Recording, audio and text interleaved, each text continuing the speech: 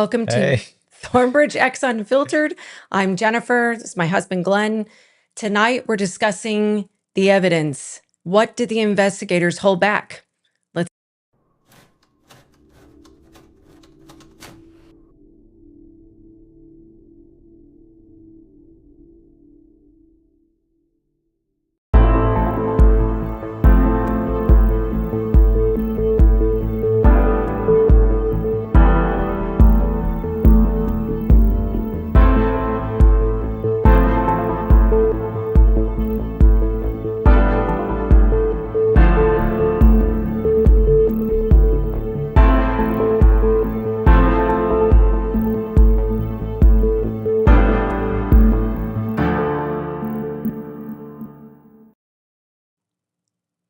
Here we are again. Hey, What number is this?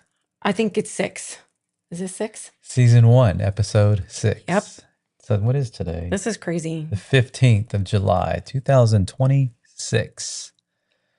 We're so Wow. excited and we are very humbled. I have to say, after the last episode, I don't know, were you expecting to have this many people that...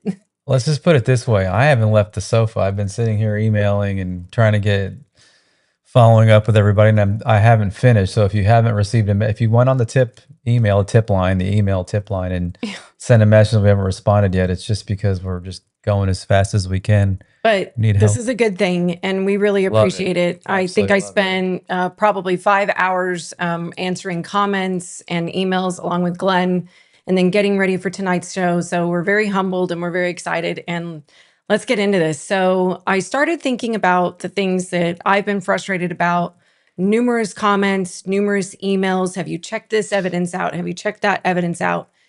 And then along with those tips of things that a lot of you have shared from even other live streamers, other YouTube shows that you watch, I think overwhelmingly there was a follow-up to that of, I'm so frustrated. Why haven't we heard more? Why hasn't the family come out and done a press conference? Why hasn't law enforcement done a press conference?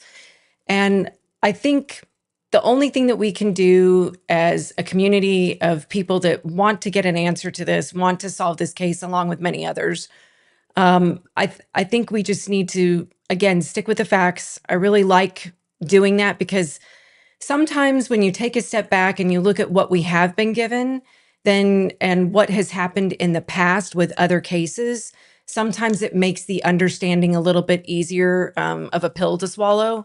And I think overwhelmingly everybody's completely frustrated. And you go with what you know, right? I'm not an investigator. Glenn's not an investigator. We're not detectives. We're not psychiatrists. We're not profilers. We're none of that. We're just people that care about victims and their families. And so when you try to be this armchair detective, you try to look at previous cases that baffled you, but were eventually either solved or they're getting closer to being solved. What evidence was law enforcement giving to us, and what were they holding back? So that's what tonight's about. And I'm seeing some familiar icons. I can't see names, but hey guys, I think some of you were in the chat last night. So on Sikorsky's page. But anyway, let's get started with the first graphic that I did.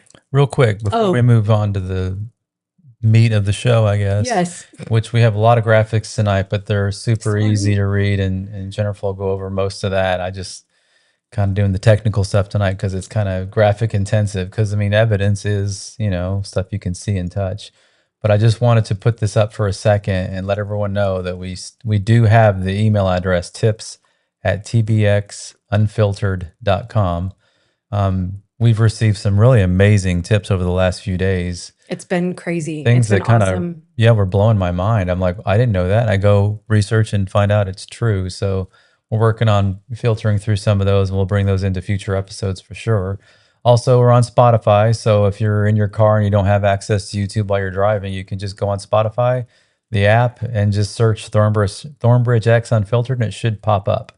And the other thing, I think we had a few people that were questioning what days of the week we're on, and we try to make it as simple as possible. Just be on 3 days, always at 8 o'clock. But Wednesday we come on at 7 p.m. Central Standard Time, just an hour earlier Because of Patriot Pride. we don't want to miss their show, and we don't want to go into their show. We're kind of the opening act, I guess, for them. Yes. So Yeah. yeah. So anyway, that's it. But to bring up the first of a few graphics. Glenn was a little overwhelmed by my graphics, but again, I feel like it's important to kind of just lay things out. I'm a visual person. So when somebody says things, it's like, yeah. I want to see it and I want to see the proof. I agree. I need that too. So, and I researched this as heavily as I could. So I broke it down into about, 13 graphics? But it's going to go quick. It's not that intense. Oh, great. All right. But many of them are just quickly whatevers. Oh, also, we had several people in the email. I got some emails yesterday and today, a bunch, that said, would you please introduce yourselves? Because we came to your channel and didn't know who you were. But real quick, if you go and, learn like we did from some professional streamers, they kind of say that's a no-no to introduce yourself. Hi, I'm Glenn, and this is Jennifer. And it's apparently a golden rule. It's like a thing to not do that. You're supposed to just go right into the meat. Like Jennifer always tries to do that because that's what we've been trained to do from our 2 months of figuring this out. We all have the attention squirrel of an ant. Right. So what I thought was, well, wait till there's span. We're getting, quite a few people, but it's always 15, 30 minutes into the show. So I think when we get in there, then we'll do a quick who Jen and Glenn are kind of a thing. But anyway, without further ado, I guess did you hear what I said? I said attention squirrel of an ant. Attention squirrel of an ant. I don't know. It's an attention span of an ant, and we constantly go squirrel. So yeah, it's like I know my sister's watching, and I have to say it now. What am I about to say? Oh, Aunt Pinky is an ant's pinky toenail. We used to have, competitions of this, that, and the other on our trips to Florida in the car. To Disney World. We grew up in Georgia. And what's the smallest thing in the world? And I would say a grain of sand. And my sister Sherry, who's married to Brian, who was on here, who we're trying to get back on. I talked to him today, and he said that he'd be glad to come back on. But we just, he can't stay on for 12 hours or whatever it was last time. So that was. I promise you that is not. He says he feels bad. He says he feels bad because he had to leave early. I'm like, he didn't leave early. It was great. He could have left in an hour. We need to get better prepared. Now we know what we're doing. We'll get him questions up front and get to the technical. I work out. So my sister Sherry, when we're doing what's the smallest thing, says an ant's pinky toenail.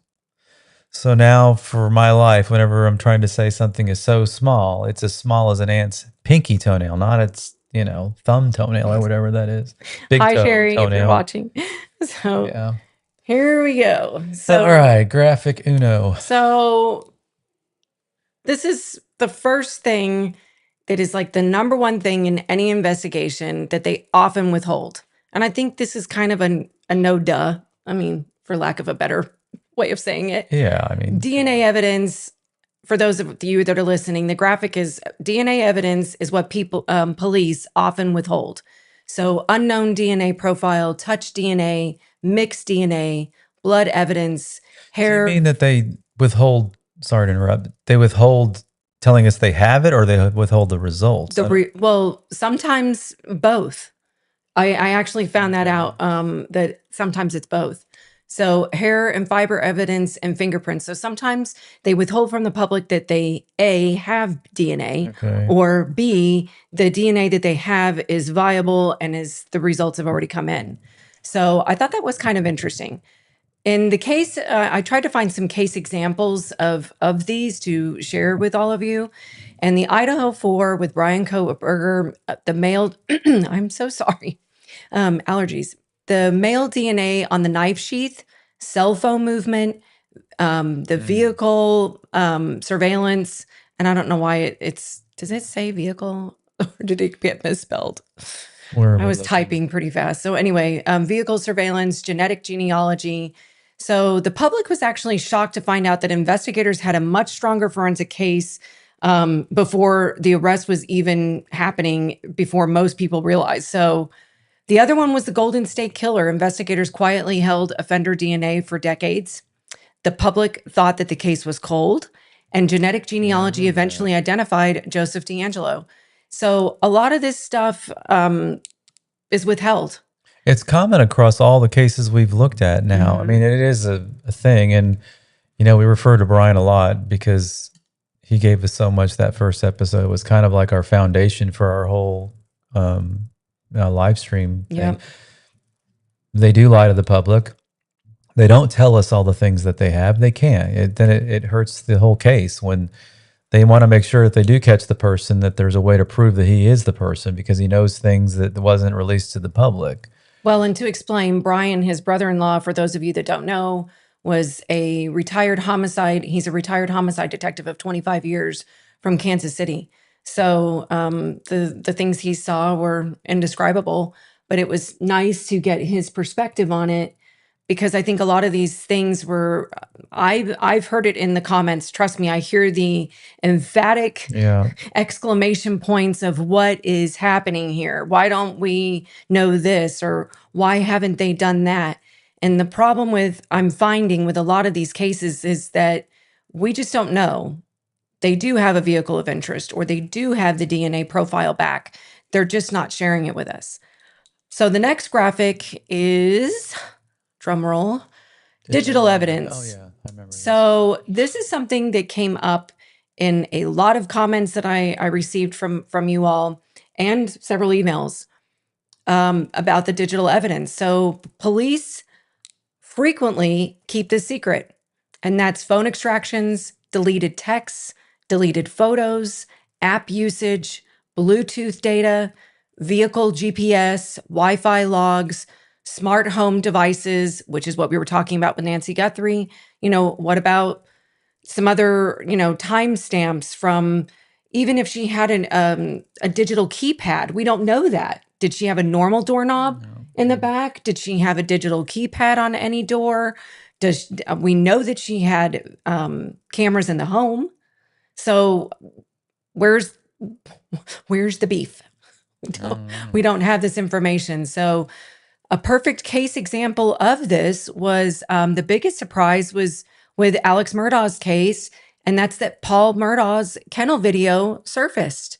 None of us knew that they had that. Investigators possessed the recording long before the public knew. That video badly damaged Alex's timeline. So, I think it's important to point out that there may be a lot of evidence here that we don't know about. As far as digital evidence, I'm really, really hoping that's the case. Glen and I keep going back and forth. I mean, even to this afternoon before we went on, he was like, Jen, I don't know anymore. Like, I think we keep thinking that they've got evidence behind the scenes, but maybe they don't. Well, yeah, I mean. So does this make you feel a little bit better? Because you didn't know what graphics I was going to do. And I know you were loading them up. But I love them. Yeah, definitely. No, I just mean like that they're withholding some of this, like the digital evidence. And this. So this is what's crazy. The third one is surveillance video. Police almost never release everything. And again, I feel like this is common knowledge, but that doesn't make it any less frustrating to the public. And one of those, the list of surveillance video potentials are one camera, one still image, one suspect photo. Meanwhile, investigators may possess dozens of cameras. What'd you do? Business footage, neighborhood cameras, traffic cameras, ring cameras. All of these are things that all of us have been extremely, well, I think most of us, I can't say all of us, I think most of us have been extremely frustrated in the communication from law enforcement, because the communication we're getting, even from very reliable, hold on a moment. Go ahead. What happened? From reliable media sources, that they don't have anything. They're at a standstill. And I think it gets to the point where you don't know what to believe. If I could communicate how many comments I got under our different lives that we've had, to emails of, what do you think is going on? Because I feel like one day I have a direction of where this case is going and what has been shared and what I think is about to happen. And the next minute it's retracted from law enforcement is retracting their statements. reliable media is going back and backtracking and saying, never mind, I apologize. My sources now said that's not the case. And it makes you wonder if anything we know is reality. So having said that, part of this graphic, for those of you that are listening, shows the case example of the Delphi murders. And if some of you aren't familiar with that, it was two young girls that went down to a beachside, if I'm correct, and were brutally emmed, unalived. And Shailene, just stop. Glen broke it. See, she's causing trouble already. Don't make us ground you, Jaylene. So thank you for coming, just Jaylene. I know how late you were up. The Delphi murders, everyone knew about the bridge video, but police had a much more audio and additional investigative information remained sealed for years. So we're dealing with months at this point in the Nancy Guthrie case. I hope the word years never comes out of my mouth. However, I think we have to face the reality that a lot of times with a perpetrator that's only partially known, much like the Delphi murders, I think there was a small shot of him on her camera because she was recording and some other things. They're dealing with very little evidence to go on. I'm hoping there's a lot more in Nancy Guthrie's case, but the reality is if they do have it, they're probably not sharing it with us. And I hate that. But maybe that's a good thing. I think the bad thing in this is if they're not telling us that they need our help. And there's so many people, so many volunteer groups, so many individual volunteers that we already know of that have gone out there sweating in the horrible Arizona desert heat, trying to find anything that could potentially help law enforcement. That, in my opinion, would be really unfortunate. So far we've got DNA evidence, digital evidence, and now surveillance video. And we're all wondering if there's more videos, right? So yep. That's where we're at with surveillance at this point. We keep hearing about these flock cameras, all these other things. Then one minute we get excited like, oh, so Tucson does have flock cameras. Maybe there's going to be something. And then we hear, well, the problem is a lot of them don't work, or didn't you hear something like that? Like they're not, some of them aren't in working order, or due to the light ordinances, it's difficult to see the vehicles. Yeah, there's all kinds of craziness. Just Jaylene, I don't know how you're doing it. I'm barely keeping up. I won't tell anybody how awful I was last night and how late I stayed up with just Jaylene. And yeah, she says she was up since 7 a.m. So that means she got like 3 hours of sleep. No, more like an hour or two. Yeah. Lydia Peterson, I see you in there, and Nellie Lane and Lazy Days. Lazy Days has been huge in sending me a plethora of information, and it's been awesome. I'm sorry, you took down the graphic. I need to pay attention. Well, we switched to the witness statements. So the number 4 graphic is the witness statements. This may be the single biggest category. And this is something that I did remember about the Idaho 4 was that there were many witness interviews that were never released. The public learned only portions after the arrest affidavit. So when you consider that, I know a lot of you have even compared this case to that, going, wait a minute, we've got to remember that in Koberger case, we didn't even know that they had him. And they not only had him, they were following him and continuing to gain more information about him for use in prosecution, which I hope everybody remembers this. If there's no other takeaway from this show, please remember, for those of you that may not have seen our episode with Brian, Glen's brother-in-law, who, again, retired homicide of 25 years, said, look, this is not about the police, the FBI, it's about the DA. When the DA says, we're a go, we've got enough. The DA was constantly, in one of his cases, coming back to him going, it's not enough. And he said he got very upset, saying, we've got everything we need. I don't know what else you need. And then the DA ripped it apart from one end to the other, saying, this is what the defense attorney is going to say. And if I can't defend it, I'm not going to put it on the stand. So that's where we're at. What? Who is the Buffalo Hunter? Okay, no, it's not off topic. It's hilarious because we've had actually plenty of people that have asked. It's vintage. We don't do that. We would never do that. Yeah. No, I've always thought they were cool. I used to live in Montana, and I didn't know it wasn't normal to be able to go to Yellowstone on the weekends if you wanted to growing up. And it was something I've always appreciated. And it's a vintage buffalo head. And I just thought I need to give my guys a space that feels more manly. I mean, the house is kind of a pretty good mix. It's not like I've got floral curtains or anything, but I'm just in there thinking I need to get glasses so I can do it. You rip them off and it looks so official. So we joke and say that this is the Buffalo Bar because there is a bar that way. So anyway, thank you for the question. Let's see. Witness statements. Who lied? So who lied? Who changed stories? Who saw something important? None of it becomes public. And I think this was important for me to read as much as it was important for me to feel like I should share it, because I have been a little upset about not hearing from the Uber driver. Like, how is Nancy? Was she, hopping in and out of the car? Was she having issues? Was she kind of, oh, I'm okay. I'm just really tired and I've got aches and pains, but it's part of being old. I mean, was there a conversation? Was she discussing going that night? Was she excited to see her daughter? We all know that relative that stuffs it all, doesn't tell you that, they hate Aunt Clara.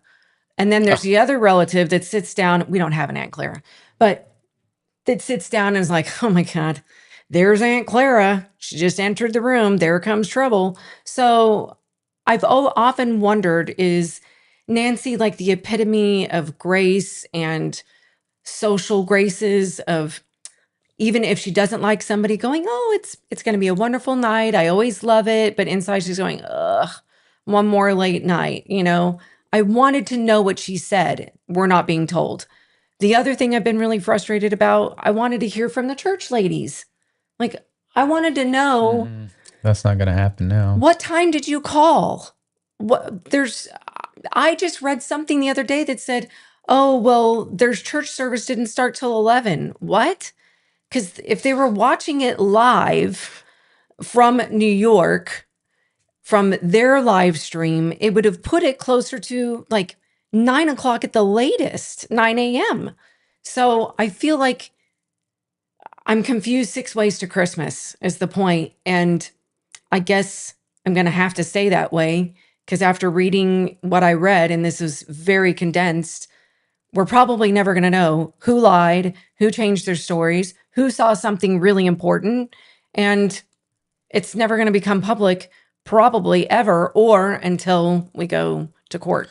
Somebody asked what the hidden item was. So in film and studio and TV, they call it Easter eggs. When there's things in a scene that kind of relate to the scene or the show, they're like little clues. Reminds me of Alfred Hitchcock. We used to look for his little silhouette in the books that we would get. And the Easter egg tonight.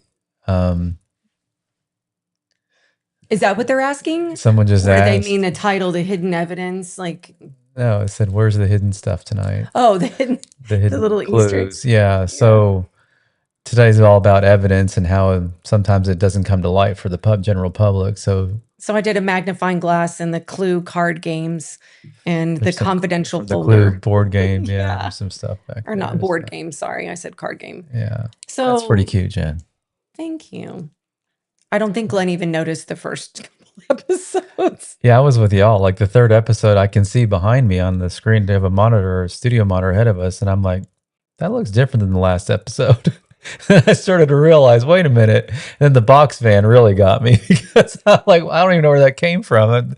The cactuses are hilarious. So I don't know. And I mean, I'm trying, I can't see the chat when I look this way. I'm looking to the side and I'm reading some of them. So forgive me if I don't say your names. I think I saw Beth Abera. She was saying that isn't it 11 a.m., in New York, which would make it 9 in Tucson? There were a lot of things going on that particular live stream, from what I understand, and I don't have confirmation of this. I heard that there's potential that the live service was delayed due to weather. We have to remember this was the morning of February 1st, and in New York, that's, middle of winter. So there could be that potential. I also heard that the ladies watched a live stream, not a replay. So then you go down another live streamer's YouTube channel that says, no, I found out it was 11 a.m. that they watched it, so it was on replay. I'm like, where did you find that? Because I even found news articles from reliable news media that was completely conflicting. So my question is, where is the news media? Where is anybody else hearing what time the church ladies called, what time the service happened? Because it has not been in any press conference from the FBI nor Pima County. So unless they have a reliable source that's calling them anonymously, I can't find anything from any law enforcement press conferences that say anything definitively about a time of when Annie was called by the church ladies or what time they watched this service at. So if anybody can find that in the law enforcement press conference, please share it with me, because I would love to find it. I've just found nothing but conflicting times online, which I think is pretty important when the sheriff is giving us a timeline saying they showed up at 11, then it was 11:56. Well, if the family didn't show up till 11 and they watched a live stream of it at 9 a.m., that's a 2-hour gap, you know? So I'm just as confused as everybody else. Yeah. So next, Here's the timeline. Timeline evidence. Police often know exactly where someone was. They simply don't tell anyone. So I think a lot of us have assumed this, that, people are like, didn't they get the phones? Didn't they do the Celebrite? Didn't they get some camera evidence from the backyard camera? Can't they tell us that? The bottom line is they may have a heck of a lot of this list, from phone GPS, vehicle telematics. We know that they had A&T's car for almost 40 days. We know that they had Luke Daly's car for, what was it, a couple days? Yeah, it was. I think it was 2 a or couple 3, days. yeah. We know that there's potential for the store surveillance, which, goes back to Annie's map, which was the east to west, which I'm going to keep asking the question, how does Annie know a direction that would have been taken by a perpetrator? And then I had multiple people in the chats and in comments going, no, Annie shared it because those are the places that her mom used to frequent. Well, then I have another question. Why are we showing where her mom used to frequent when she was taken in the middle of the night by a perpetrator? I'm pretty sure they didn't stop for, a blowout and, a nail fill. I don't mean to be crass, but it didn't make sense to me. So if somebody wants to slap me upside the head and go, Jennifer, it does make sense, give me a minute, I'll tell you.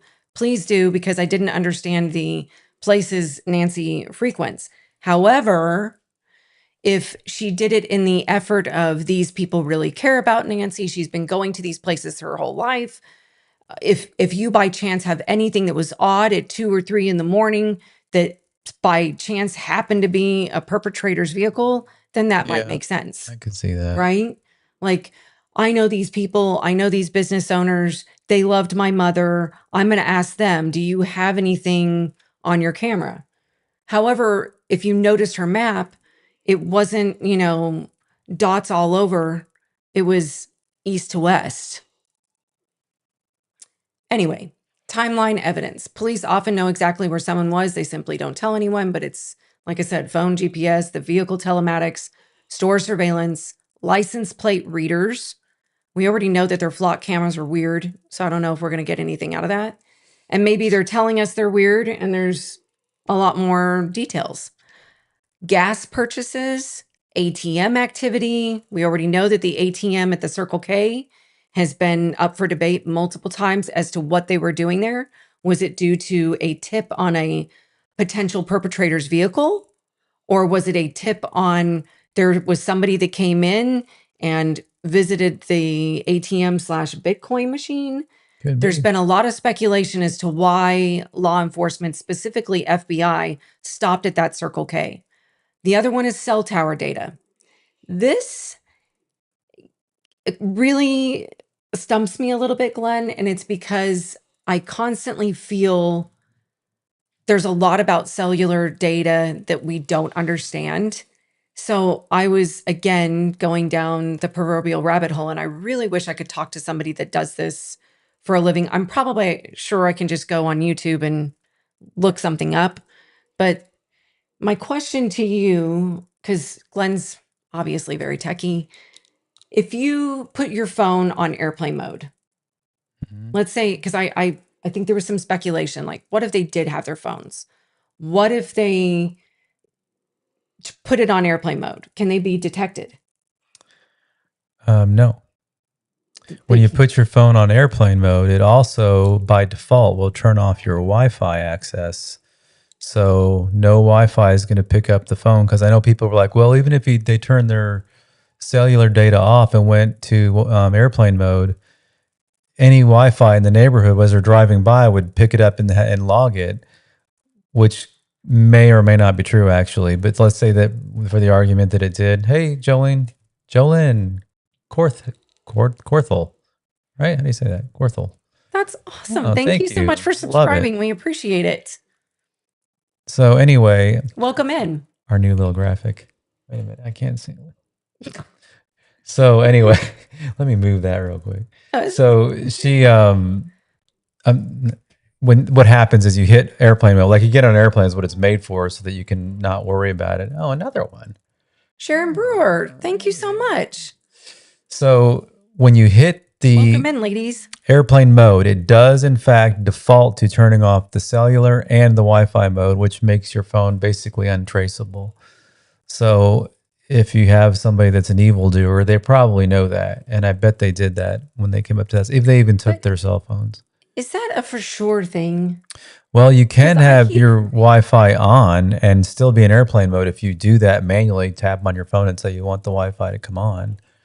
But no, I checked mine. I went Wi-Fi mode or in airplane mode, and it turned everything off. And then I was non-existent to the world, basically. Oh, somebody said your Bluetooth would still be on, just not the Wi-Fi.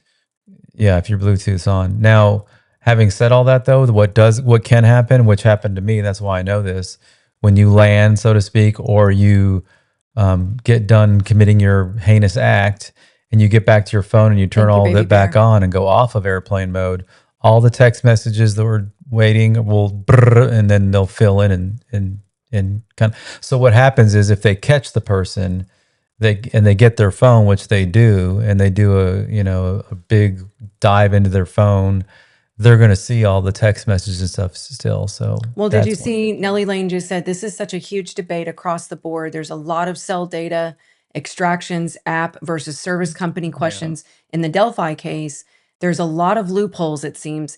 That's my curiosity with this. I would think that a savvy, maybe not smart, but savvy person that is planning this, as we know this wasn't, it's not like somebody tripped into Nancy Guthrie's yard with a ski mask on 2 a.m. This was planned. So my question, I would assume that these people have turned off their phones, left their phones. And I know with some cases I've heard that they turned it off, and I think it was Koberger, actually. He turned it off and then turned it back on when he got into a certain area. Yeah. Well, if you're a person that lands on the law enforcement proverbial radar, they're gonna see that. So I think some of these cases that they reveal a lot of this information, I feel like it's also training the evildoer public on what not to do. So my assumption is that there was nothing digitally that was taken to the residents. I've heard some reports that there was potentially a drone. And I asked Glenn, I go, why would you use a drone? Can you I explain think that to me? I didn't watch the Monks. episode, so forgive me on Monks that. is saying that I watched it a little bit. The backpack has what appears to be a drone in it. Right. So I looked at it and looked at it and looked at it, and then I kind of did a deep dive on all the different drones, and they fold. Most of them do fold now, the little wings and the propellers and all that. And honestly, it could have been anything. I mean, when something's covered, you cannot see what it is. All you're going off of is a silhouette. Well, it could have been a book. It could have been a million things other than a drone. I don't know what a drone That's what I'm getting would be at. used for What would in it the be used darkness for? of night. Unless it's some infrared something, I don't know. And the second thing is drones. Now, this I know for a fact. When you fly a drone, it does throw out some signals. Hi, Diane. I think a lot of people are saying that, and I'm sorry if I missed your comment. I don't have the chat up here, so and when I look at Glenn, it's like in a different area and it's kind of So small. it may throw off a signal unless they've done something to make it where it doesn't. And it also has the lights on it, so you'll see it at night. And it makes noise. I just think that's the last thing somebody would do. Well, but that might make sense as to why the dogs. Well, the dogs can sense people being around within a drones half a too. mile. But what would be. what would the use of a drone be? Like some people I are don't know. saying, Beth the Barber said the camera is better stability and then Baby Bear said to film if they are a sicko at Holy, so a drone could inhibit a jammer, and that was Lydia Yeah, I can see Peterson. that. I guess I just don't understand the use of it, let alone carrying it in a backpack that looks like it was stuffed to the absolute gills with other items. It just, I guess I'm not Yeah. understanding. Can you see what Holy said? Because somebody said it's interesting. I apologize, guys. Holy moly. Let's see. Holy moly. Lynn something. Yes, Brian Enton said last week. And Maureen Big City Crime confirmed it a couple of days ago. What did we confirm? Sorry, I'm trying to catch up. FBI is in charge now. Oh, I wish I had my graphic because that makes me very happy. That's been my suspicion. They're saying they're not, but why would Kash Patel say that they're not? I mean, not he made Kash Patel. The Phoenix FBI office has said clearly that they're in second place behind. Yeah, they keep saying we're in an assist position. We've always been in an assist position.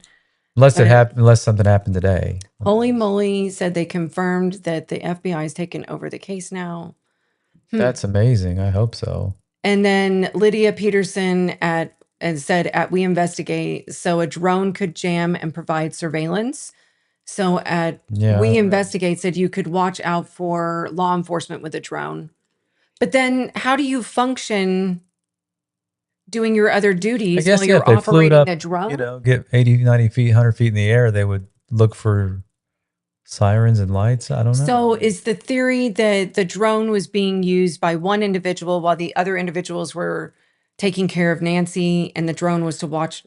I'm sure like a lot of effort. That the FBI at least would have thought of this, and then they could have scanned with the FAA. Oh my gosh, Inner Strength is in here too. The area. You were naughty last night too. All of us. All right, stay on task here. Way too late.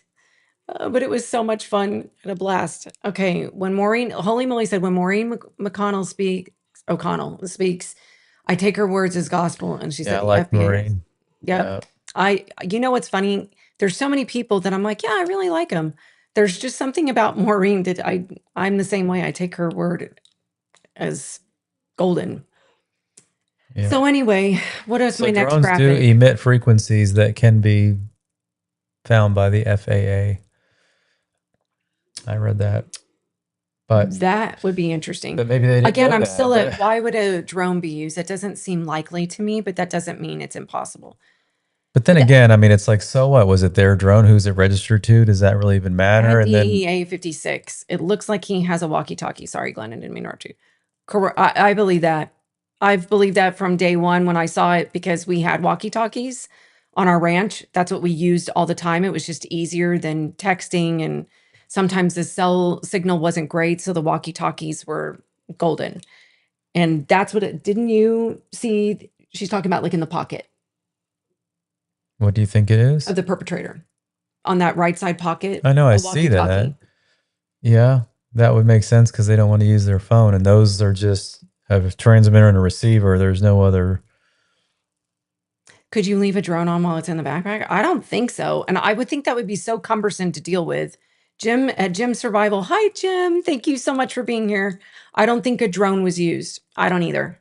But I want somebody to go, you were wrong, you were wrong, you were wrong, because they've got somebody. And I am happy to say, I'm totally fine with being wrong. I just want somebody behind bars.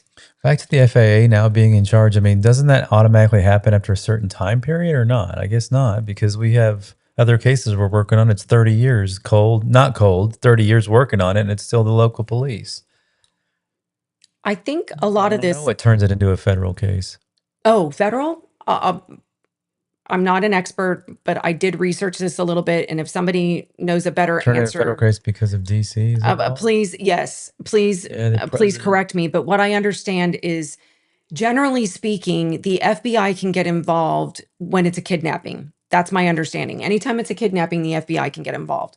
When it turns to a federal case, it's usually because something has crossed state lines. And from what I understand, because of Mr. Hawthorne, California, being a potential with the ransom notes coming from out of state and using there's wire fraud, there's all sorts of stuff involved. That was a lot of people's assessment of potential, but the strongest thing I've heard is because it was a kidnapping.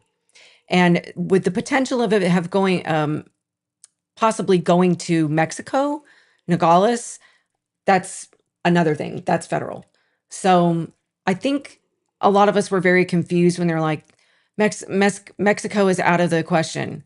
There's been some very interesting things to me that have been very definitive. We don't know, we're not sure, that's still on the table. No, it's Mexico's out. Why is Mexico out? Because they want you to not focus on Mexico. I think it's a lot of times they do know, and they're not telling us why they know because they don't feel like they owe us that. We're just dummies, and they're smart ones. We're not discussing it. Yeah. But to do a definitive answer of, hold on, Mexico is out, to me would say that they have a person of interest. They know where this case is at, and it's in Arizona, they know. That's why they don't care about anything to do with Mexico. So you think they know? I'm starting to really think that, but what Holy Moly says is that going back to Maureen, yeah, she's the opinion with looking at the video yesterday, because we've all watched the Porch Guy videos 1 billion times. Yeah. And now I'm on 1,000,000,003. And now I'm really looking at that backpack and the way it flops around a little bit. It's not that heavy. I think it's probably got 5-7 pounds in it maybe. And it looks like it's fluffy, like there's some sort of a blanket. And I'm thinking, it looked like a tarp. Of course. And wouldn't you need that if that's what you're planning on? I think she said that Maureen thought this. I said Noreen. Maureen thought that too. And my stupid Invisalign, my lipstick. Inner strength doesn't think drone either. See, none of us. I honestly think that that's what it was But Monk has, which makes me grossed Monk out. Or Monks? It's Monk. Monk? I don't know. Is there? No, it's Monk. But he is a genius with this stuff. Yeah. It's just the first time I've gone, But I also think he gets creative because people send him things. Oh, yeah. And then he's like, well, his brain is amazing. I'm not going to throw that, on the floor and, throw the baby out with the bathwater. Let's look into it. So he looks into it and he does his best guesstimate on what it could possibly be, from the wheel tracks to the drone. I personally don't think those are wheel tracks. I personally believe that those are footprints, tracks from shoes. I said that to Glenn. I was looking at it. But I haven't been there to really look at them up close. I'm looking at pictures. And for all we know, that blood print is from one of the investigators accidentally being bumped and stepping into it when they checked it that morning.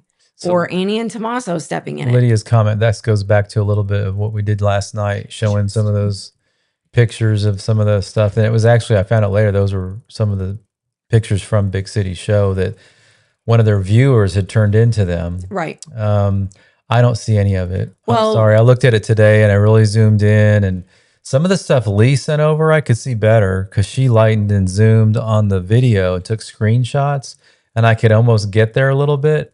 But then, like, it's a square body, and then someone said, "Yeah, I've got a 93 or whatever." I'm like, I went to high school in the mid '80s. Square bodies were for the '70s. They slanted the hood, and those weren't That's a really. God thing. We didn't call those square bodies, so people are even confused with what a square body is, in my opinion. I mean, I'm kind of a car guy, and then. And some of those pictures, I'm like, that looks like a '70s F Series Ford. So we don't even know. And then somebody had a picture of a tan and reddish looking, I think it was a Ford with a person in it, and you can see their reflection in the rear view or the side view mirror. I'm like, there's all this stuff. I'm sure they've gone over it a million times and identified whether it's important or not. But some of these things where they zoom in and they draw a line around what they think the shape of the truck is. And I'm like, well, you just drew a line. You guys are going to get me in trouble. What's under the line? They're causing trouble in the chat. All right. Major Rammer Jammer said, can you get me some water? Oh my God. And then Jaylene and just Jaylene. Is that your water or is that my water? Stop. Is that yours? No, it's yours. Sorry. See, I got him some water. There you go.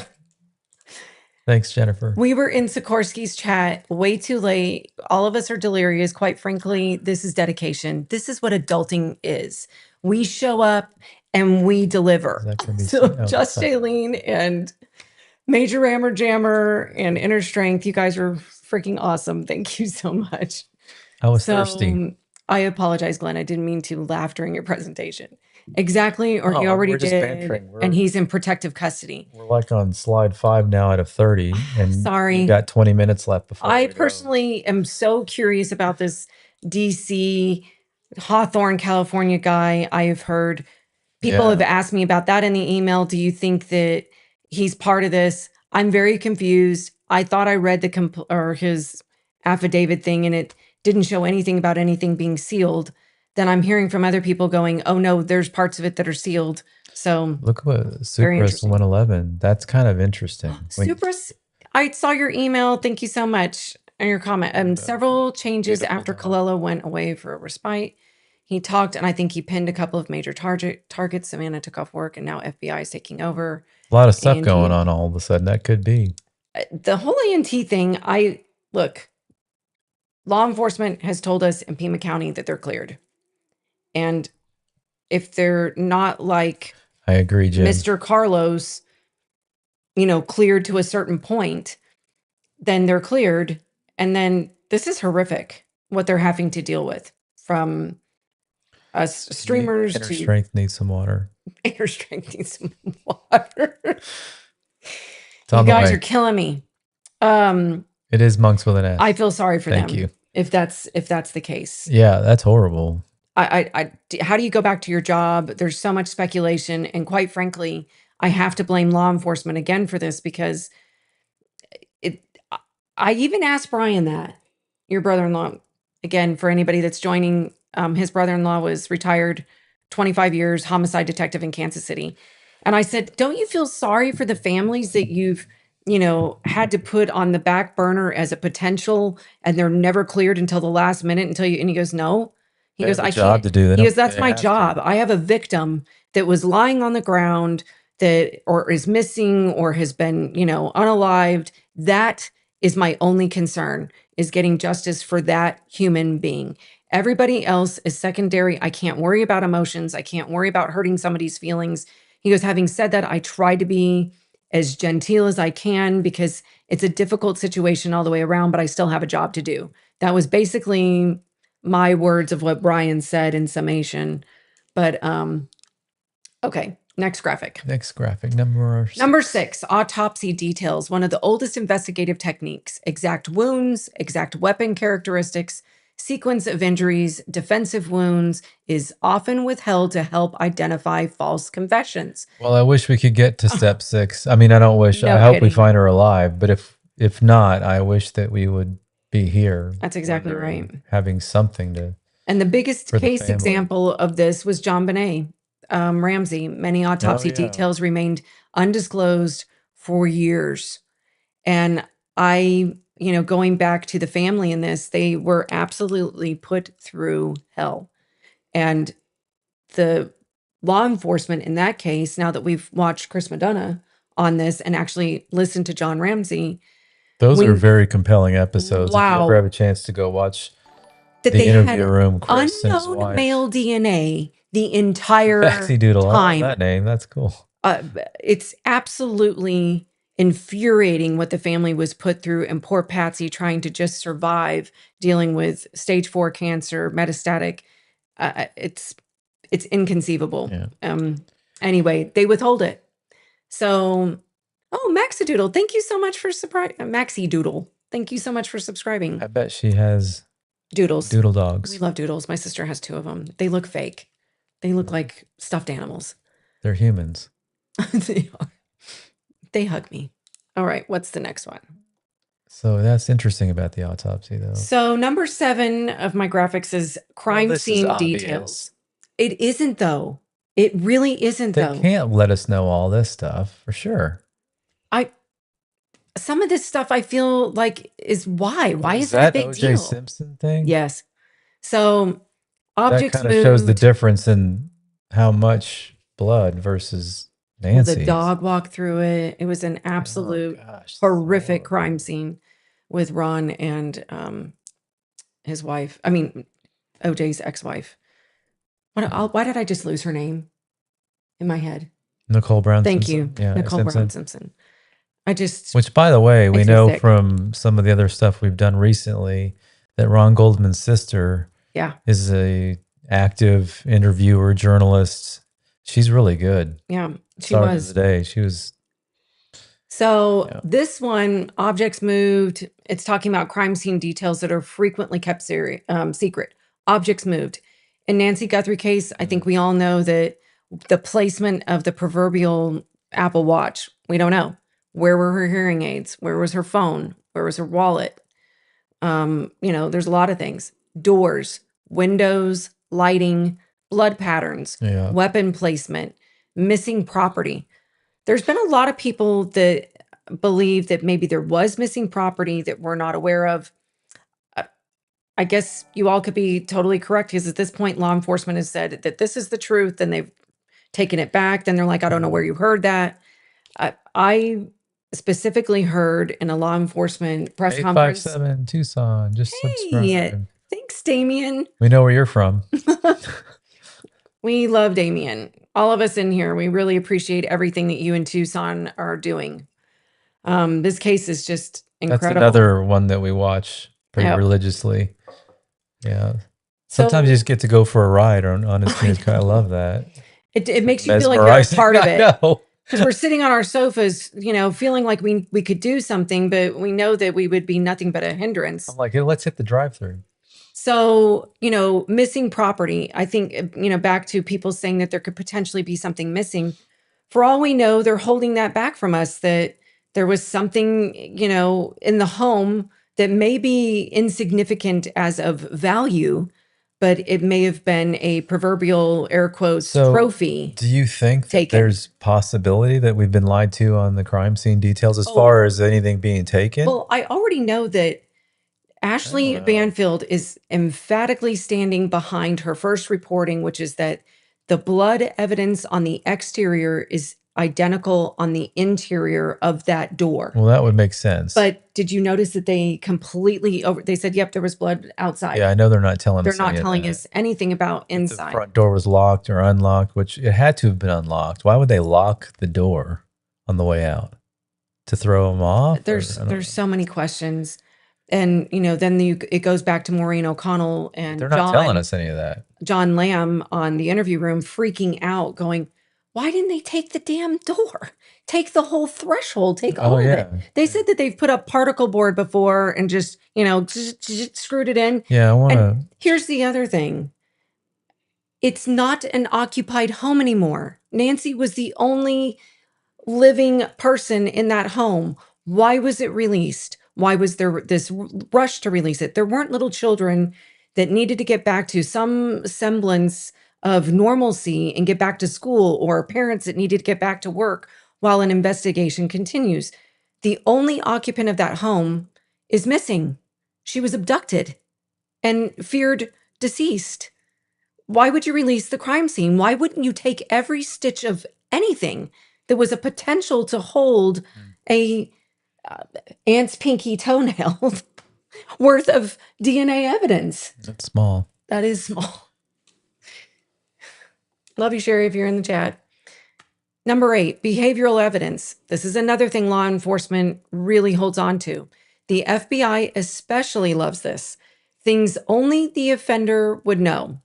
Specific wording, body positioning, items taken, items left, staging, ritual behavior. Now, a case example of this was BTK. Police knew behavioral signatures that they never released. And I think there's been a lot of questions about the scene at Mrs. Guthrie's. Was there, obviously, we've heard that there was staging of the Apple Watch. I feel fairly confident that there's other staging in the home. And when I say that, I'm not talking about like my decor staging. I'm talking about, was there cleaning done? Was it made to look like nothing happened? Yeah. Was there a struggle, but there was a massive cleanup? Maybe it wasn't a lot of blood loss, but other things happened. Well, the ritual behavior too, that comes up in a lot of cases. Springfield 3, that one person that's a person of interest even to this day. Yeah. They showed up to his house and he had all the pentagram, whatever, and the candles burning and all kinds of weird little shrine thing going, and he wasn't home. Right. So they left and came back the next day, and all of that was taken down and scrubbed from the home. And so you're like, there's some really weird people on the planet. Inner Strength asked if we know for sure that the door was locked. No, we don't. I don't know. I've looked everywhere and can't get an answer on that. Can't find it. They won't discuss whether it was forced entry or not. I asked Brian about that as well. Again, for people that are just joining us, Glen's brother-in-law was a homicide detective. He's now retired, but he was a homicide detective for 25 years in Kansas City. And I need to go wash my hair at 10. Good Lord, Jaylene. I'm at 10 though. So, yeah. He said that a lot of times they don't discuss that because when they finally get a perpetrator, some of the questions are, how did you get into the home? And because apparently there's some real whack jobs out there that are like, yeah, I did it. And fine, then tell me how. And they hold these things so that they can prove it later. Yeah. So Major Rammer Jammer, nanos cannot clear anyone. That's exactly what I heard as well, Major. I heard from Brian that the only person in a case that can clear anyone is the DA. So I have a hard time taking somebody off the table as a potential person of interest when we haven't heard from the FBI and we haven't heard from the DA. So Savannah and Mike went to a FIFA match and then she had some vacation time. I think that's what I figured too. I heard that she was vacation. Yeah. I mean, these people are allowed to take time off and it may have already been scheduled from a year ago. I'm sure they have plenty of sick time worked in or, other things. So, okay. So the next one. To be honest with you, I'm not going to FIFA match. My mother's missing. I know it's been 5 months, but I don't think I'm there yet. I don't judge stuff like that. I do. Sometimes you need your brain to just not think. And sometimes doing that is as much chaos visually as possible. And I'm pretty sure that a FIFA game would be enough visual chaos to keep her brain calming down. So, Debbie. I pray each evening for Nancy to send us a message so we can bring her home. Each morning I check social media. I know. Should all be doing that. It's horrific. Somebody wrote me a long paragraph of, this is America's grandma. How did this happen? This person should be spending their that keeps coming time up. All the in bed. band members are related somehow. Not in bed, I mean resting. Yeah. Same clubs they played at. It's like every time they find somebody that we're interested in or could be a suspect, it somehow is related that way. Isn't it like Poirot or Agatha Christie or something, like coincidences are a coincidence when it happens once, but 2 or 3 times it's no longer, it's fact or something like that. I'm paraphrasing. Somebody give me the quote. I know somebody knows it.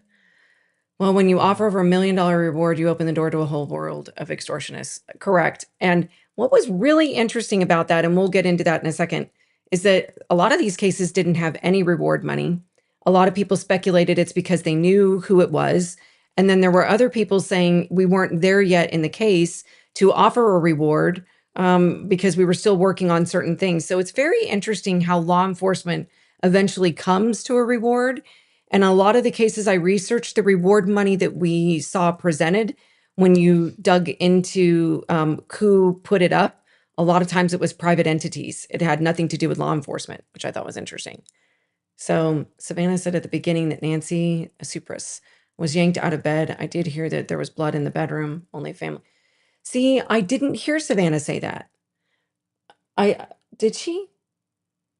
That's interesting. One of her Instagram messages or reels or whatever it was said something about her mom being taken from her bed. Oh.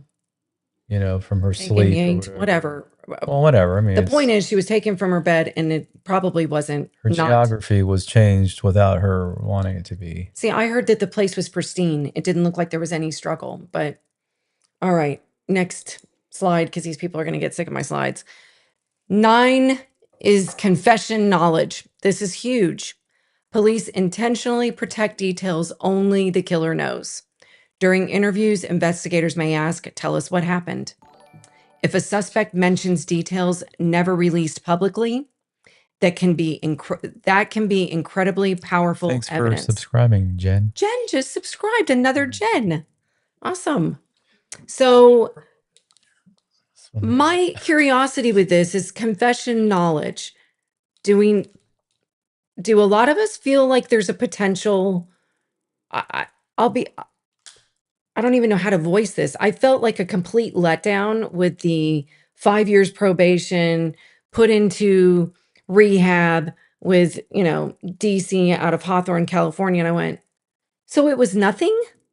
And then other people, again, I was starting to spiral. I was like, you've got to be kidding me. Like, I was really hoping there was something. And then somebody, I don't remember if it was on one of the, like the interview room, or maybe it was Big City Crime, but I think I heard a snippet that they believe that that's why he went to rehab, so they can clean him up so that he can be taken as a reliable source versus somebody who could be torn apart by a defense attorney. So I don't know. Secret mutilator. Oh, it's a great name, right? His connection to this underground bizarre clubs. If 857 is still in here, you guys have some world. Really interesting clubs there in Arizona. Wow, some of it I would try to do a graphic on, and it said that it might be banned. I was like, hello. That's how gross it was. There's really only one thing for sure. This whole case makes no sense. Agreed. Oh, all right. Number 10. That's why I'm doing this, though. I want you all to know these are the number one things that law enforcement keep from us, and it's everything that all of us are clamoring to find out. Search warrants. Like, for crying out loud. If somebody is cleared, tell us what the search warrants were all about. Why are they sealed? Or if somebody was, I'm yelling because I'm frustrated. If somebody was detained and released, why are we not being shown their warrants? Why are their attorneys not able to obtain their warrants? This explains it. I feel like...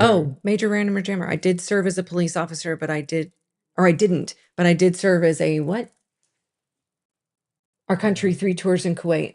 Major rammer jammer, thank you so much. I knew that you served our country, but wow. That sheriff needs to be fired, elected official or not. He fumbled the shiitake mushrooms out of this case. Yes, he did. So in this one, the public often sees the search, not what investigators seized, which we saw bags come out. We've seen photographs taken. We've seen boxes come out of multiple locations. We've seen vehicles taken. So sometimes the inventory isn't released for months. What investigators sees may stay private for months. Search warrant returns can reveal items the public never knew were collected. And one of those examples, the case example that I found was Idaho 4. The search warrant returns revealed many items the public never knew the police collected.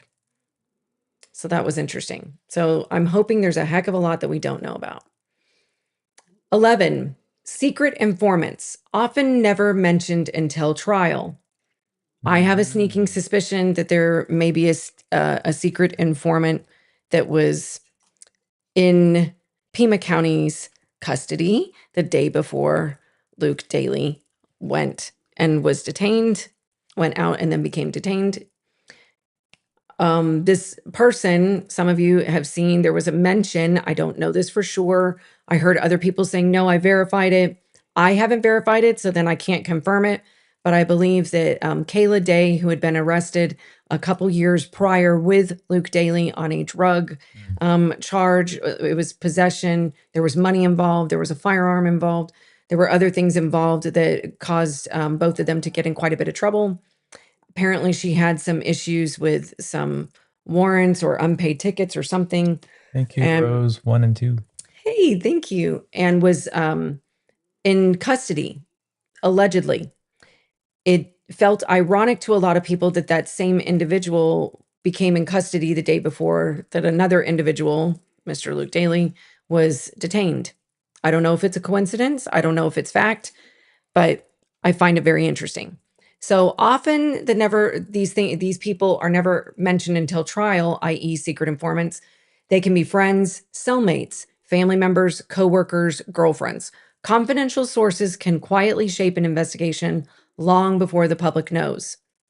So I wonder if one of the graphics gave me the number, but I believe it was over 400 days for Alex Murdaugh to actually become an arrested individual in the murders. I said murders, the unalived of his son and his wife, which was very shocking to me. It felt like a long time, but I didn't realize that it was like over 400 days.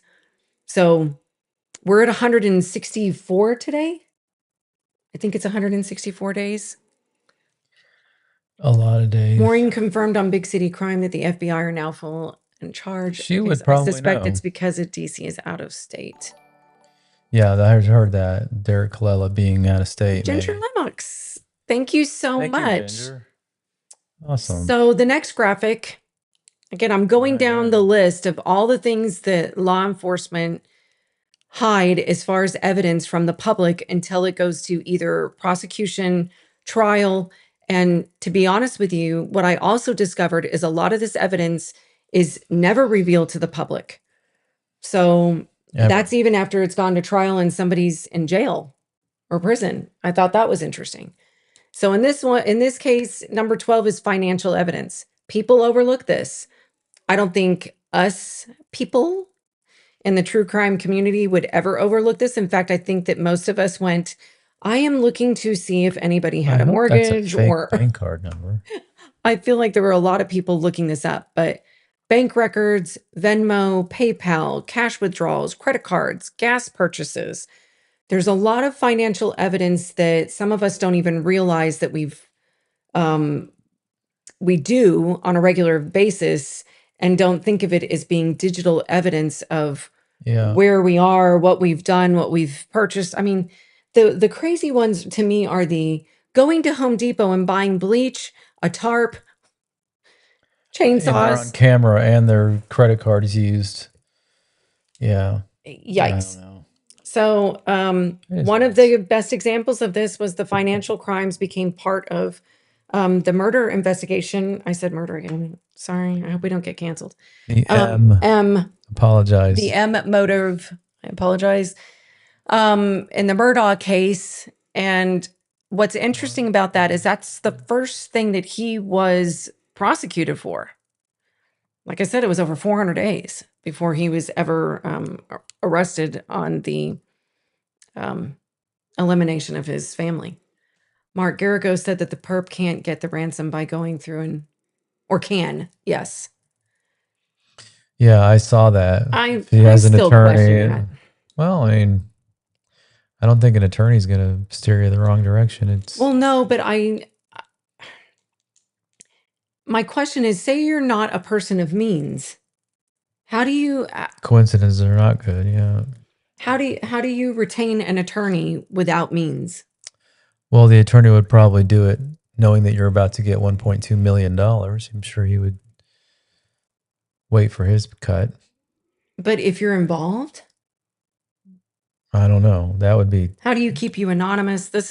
I'm thinking that the person that knows this, that has the potential to collect 1.2 million, is somebody that's involved, either driving the getaway car, flying the drone, something. You're involved. So real quick, just a little fun fact to amaze Your family and friends. your friends and family. So it turned 8 o'clock about 10 minutes ago, and all of a sudden we have 385 people. So people like 8, because they're 9 o'clock on the East Coast. It's 7, and it's 10 o'clock on the. Well, and people have lives, We get it. like washing their hair. We like coming on early on Wednesdays again because Patriot Pride. We don't want to bump into his time, and we want to go watch it too. So wash her hair. So, sorry, I did. And we still need to talk about ourselves a little bit, but I thought we'd wait till you were done. Nobody cares about us. They just care about Nancy. Well, I care about us. Well, I do too, but that can be later. Nobody cares about what we do. What do you mean? I got like 30 emails asking how come we didn't tell people who we were. Oh, I thought you were joking. I thought it was like one person. No. Okay, so the next graphic is. That was it. No, it's kidding. not. Are you already mad at me? No. What are you talking? Oh, I just realized that road and dot is interesting. Okay, 13 vehicle data. Modern vehicles record more than people realize. Speed, braking, doors, seatbelts, GPS, Bluetooth connections. Yeah, the phone pairings pairings is interesting. Yeah. Many suspects don't realize that their vehicle tells investigators where they went. So I feel like this came to a huge, wow, I didn't realize vehicles did that with the teenager that drove her friends into the wall. Thank you, Karen. Glad you're here. Hi, Karen. Thank you so much. Well, you know what I'm talking about? Yeah. That case, and I wish I could remember her dang name, but I'm sure it's because I forgot it because I was traumatized. Oh, with the 2 boys in the car? Yeah, she killed her boyfriend and her best friend. And the data from that vehicle was talking about how it went into drive, then into neutral, and knife. Like somebody was fighting with her on it. Turn the key. Yeah, Just Jaylene said vehicles be snitching.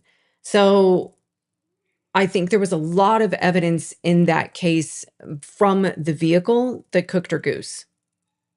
I really think that was the biggest data. Well, yeah, somebody in the chat Monday was saying Mackenzie, that thank you. If the vehicle is 2014 or newer, they all have some sort of a little computer that tells them all the vehicle data.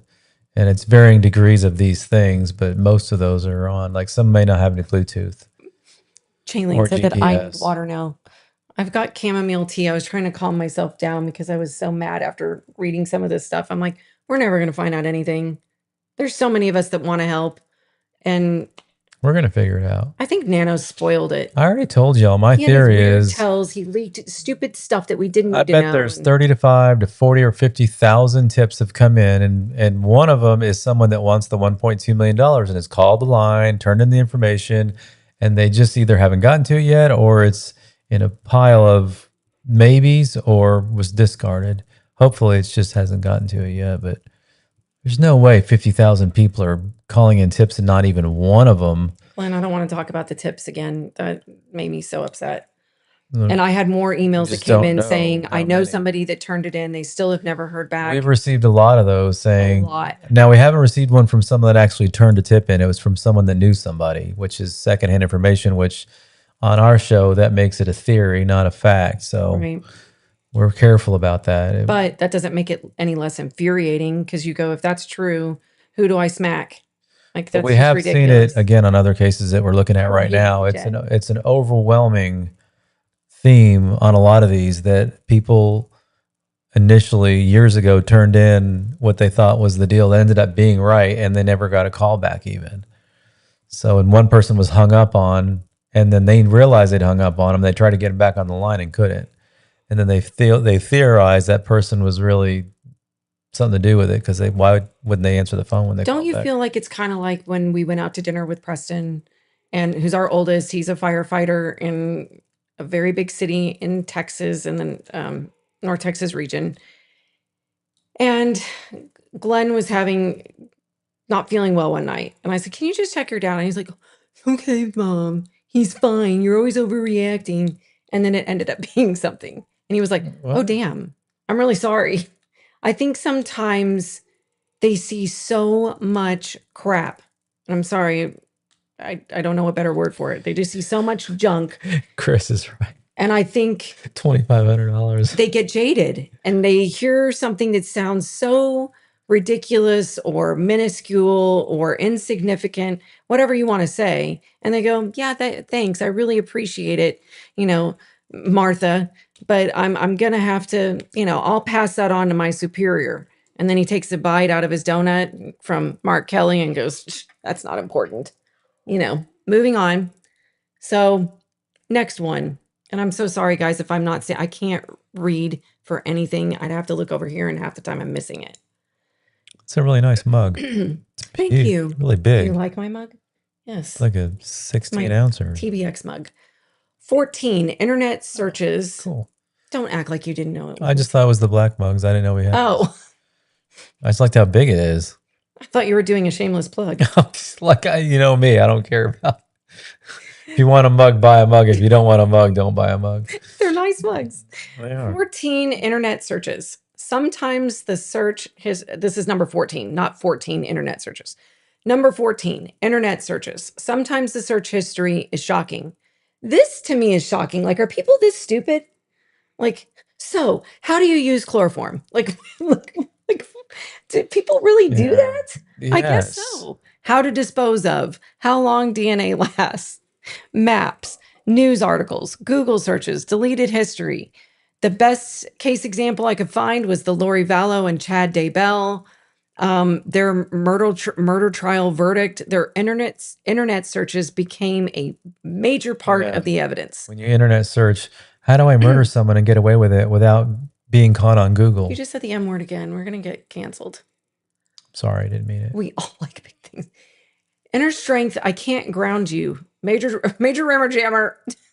These girls are causing trouble.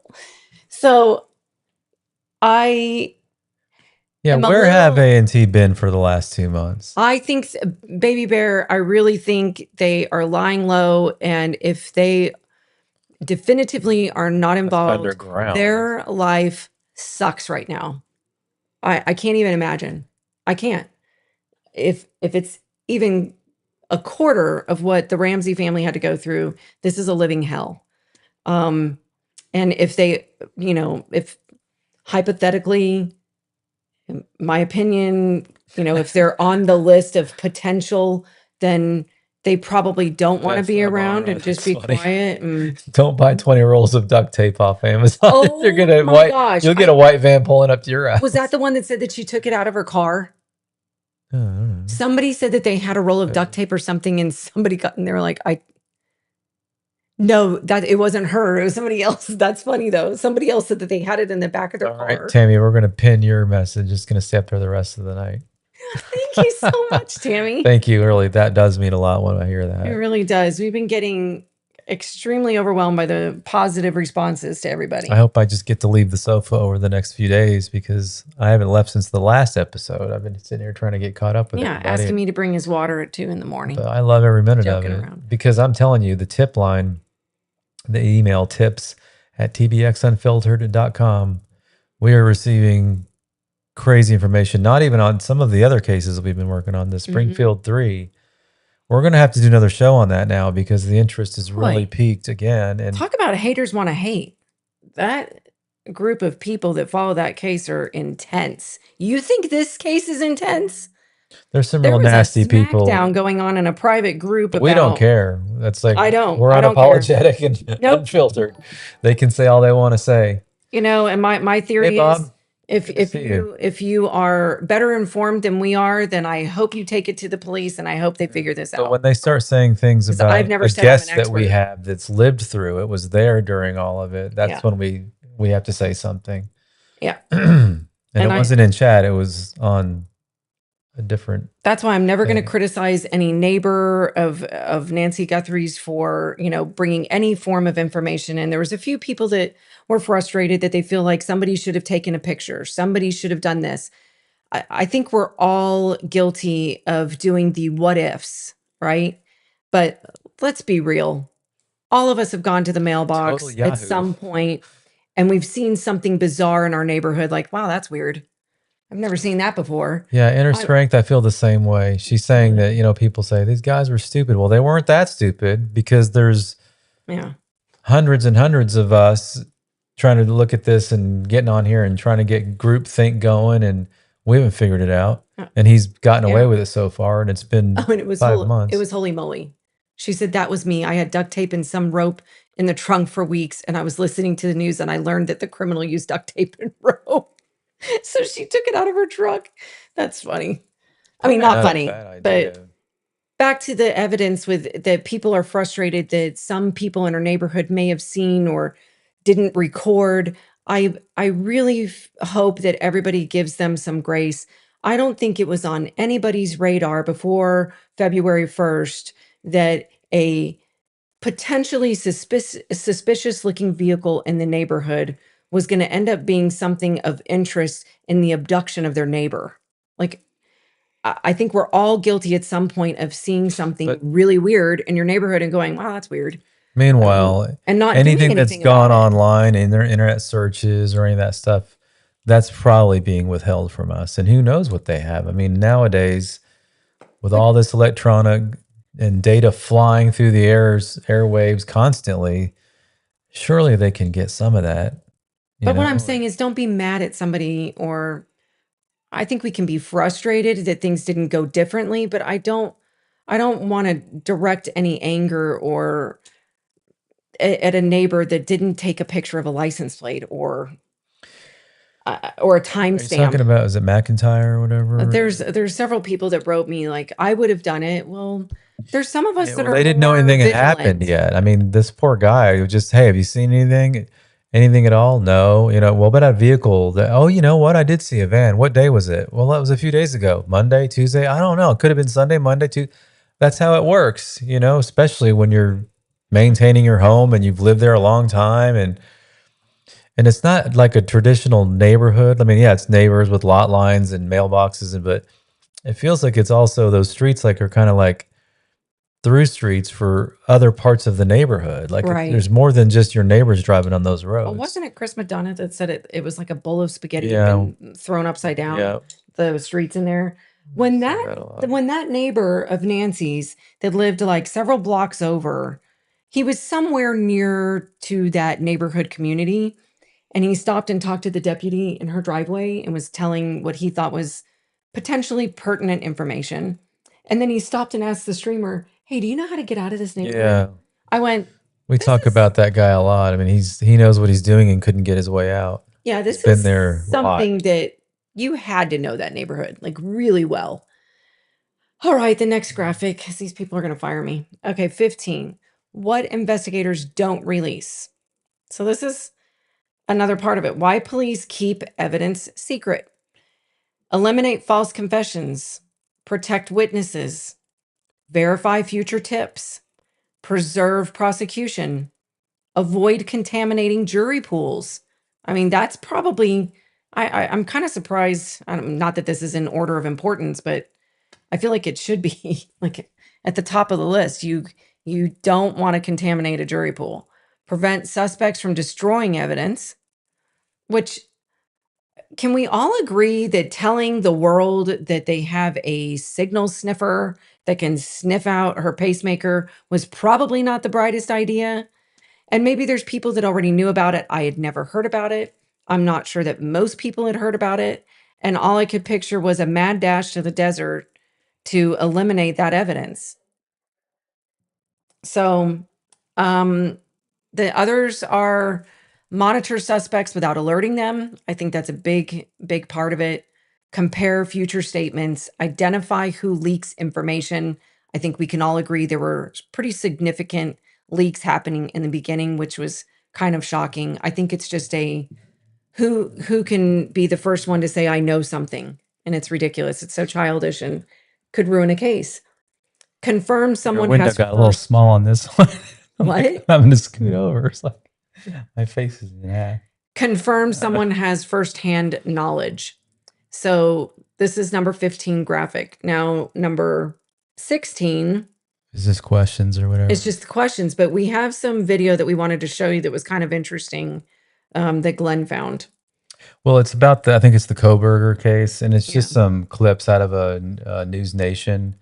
And I just drew a lot of parallels from, well, any case you look at, you're going to draw parallels. All, bad things that happen have similar, things that come up. But this one is striking. I'll probably stop it during it. It's just very, Still, no arrest has been made and family members demanding answers. Police say tips from the public are pouring in. The quadruple murder has rocked the small community in Moscow, of course. Families gathering this weekend for winter graduation. Nancy Liu joining us live in Moscow with the very latest now. Nancy? And Natasha, almost 1 full month since the murders, and police have yet to reassure this community that they're any closer to catching a suspect. The lack of information has a lot of people living in fear about a brutal killer on the loose and possibly still in this area. The rental home that was filled with friendship and the joys of college life has been tragically quiet for weeks. A 24/7 security guard is here to preserve a quadruple murder scene. Neighbors no longer want to comment, and locals wonder why a full month hasn't yielded more answers. It doesn't seem too hard in a college town. There's Wi-Fi everywhere. You can track phones so easily. My phone connects to everything I walk by. Police have yet to publicly name any suspects or persons of interest, but no offer of a reward has some speculating that there is one. Why would you give a reward if you already have the person of interest in mind? Speculation has been rampant since police have been tight-lipped other than a specific plea for information about a white Hyundai Elantra. We don't have a car and we have a reward. So watching that actually made me feel nervous. Like they didn't offer a reward, but Lynn GMB said they arrested him pretty fast though. I just, I finally looked it up on Alex Murdaugh because I wanted to give you all accurate information. Can I tell him what I wanted to show him on there? Oh shoot, I'm sorry. Yes. It's okay. The thing about, there's a couple things. The award money or whatever you call it. What is it called? Reward money. Reward? Yeah.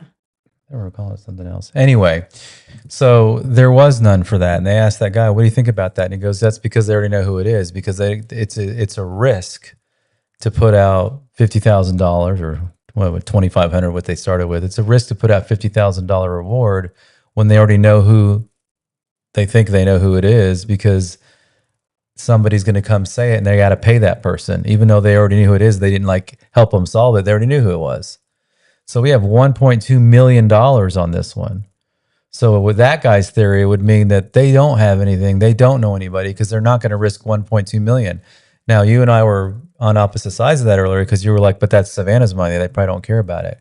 Well, no, they have 50,000 and then another 100 from somebody. And I don't know. I feel like it was private funding after like the 50. Yeah, but still, it's like, that's a huge risk for everyone. $1.2 million. And someone's going to come up and say, hey, this person did it. And if they're right, they're going to owe them that money, even though they didn't really help them solve it. We already knew it was that guy. So I think that was his theory. The second thing in that video that was striking to me was that video, or that news report was 30 days after the murders in Idaho. And there was if you saw it, they actually said it on there. Again. Well, when you point it out, you'll probably make it worse. We're sorry. All right. So anyway, what was I saying?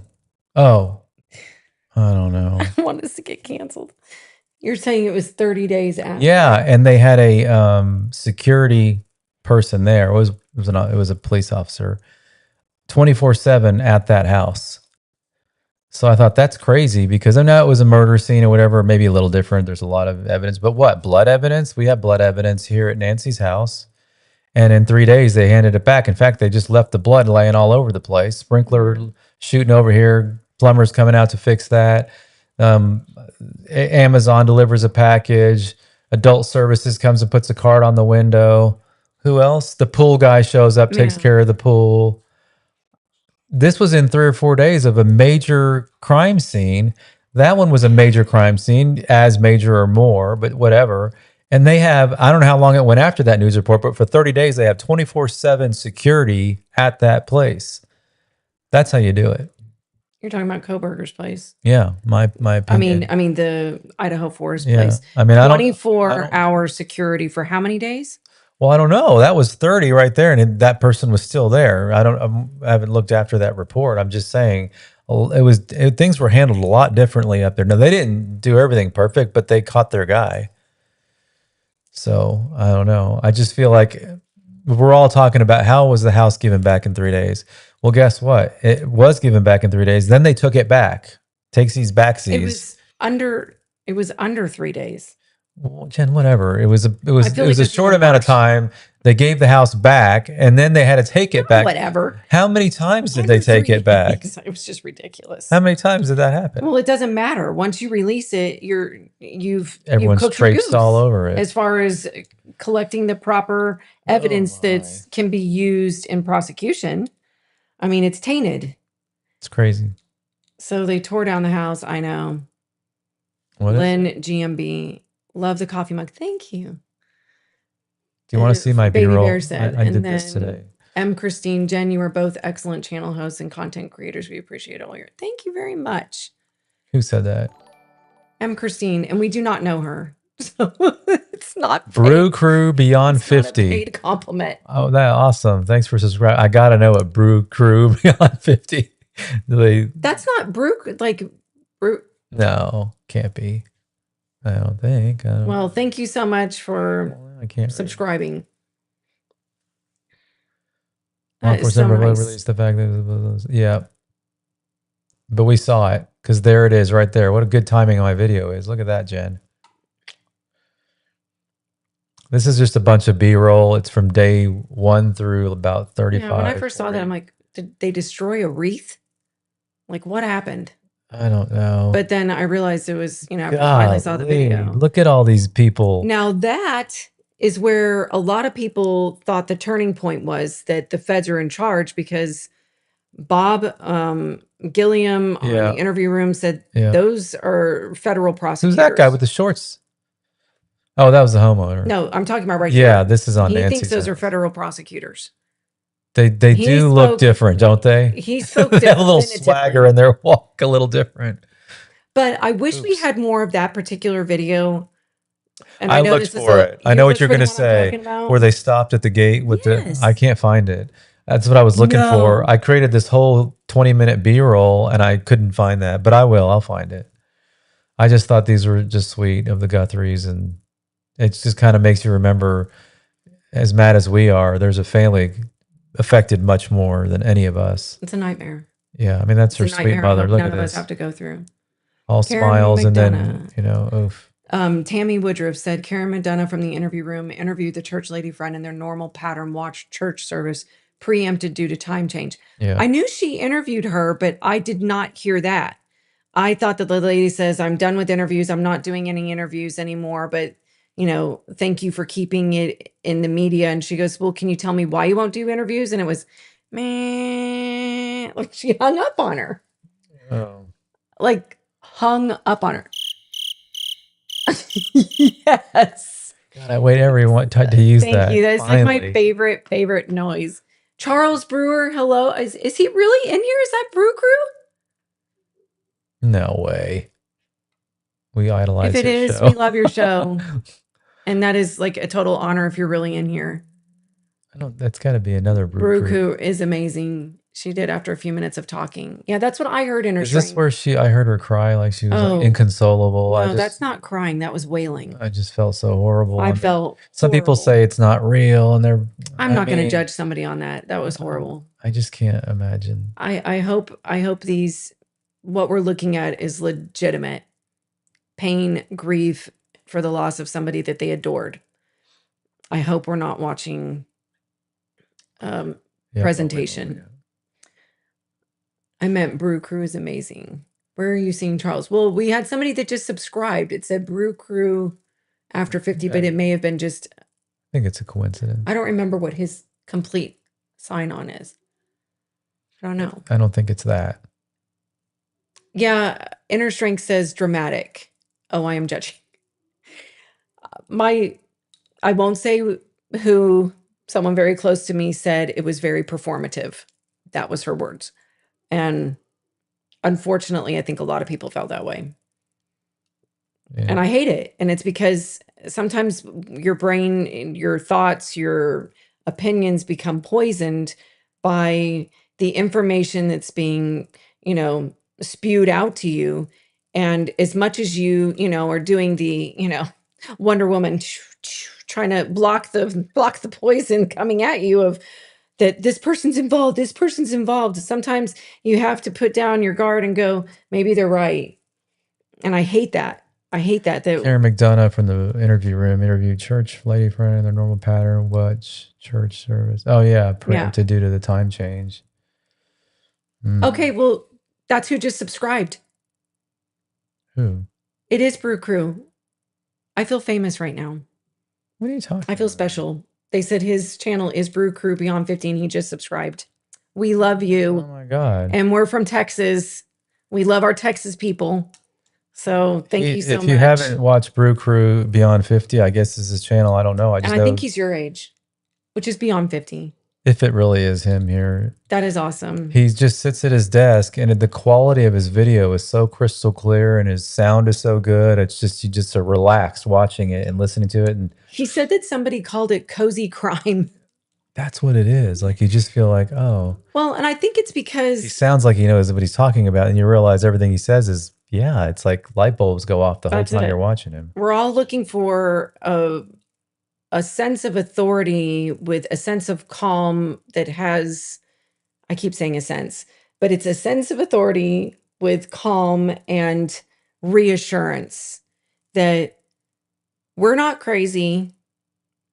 We're all in the same boat here. We all care about Nancy, and I think it goes beyond Nancy. Obviously, we want Nancy to be found, but I think, I have my mother-in-law here right now.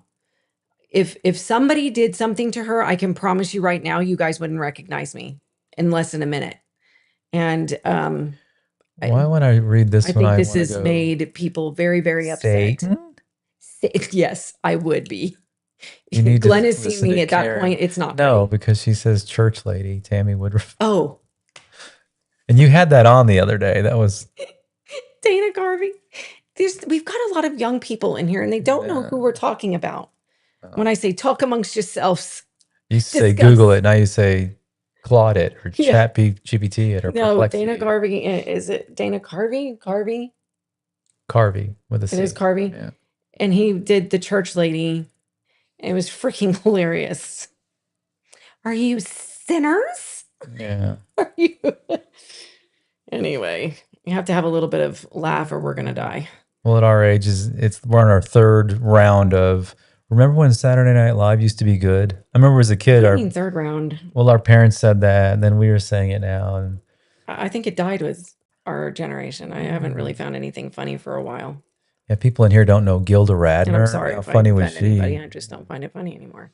It's probably because I'm not young anymore. Let's be honest. I don't get anything. My kids will say something, and I'm like, "What? Riz, what?" Yeah. Okay. Damn young people. You love your show. I know. Yellow Dogs, we love Charles Brewer. Okay. Final slide.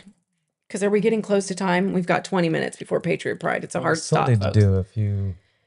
At 9. So we have time. Audience questions. What almost certainly exists in the Nancy Guthrie investigation, even if we haven't seen it.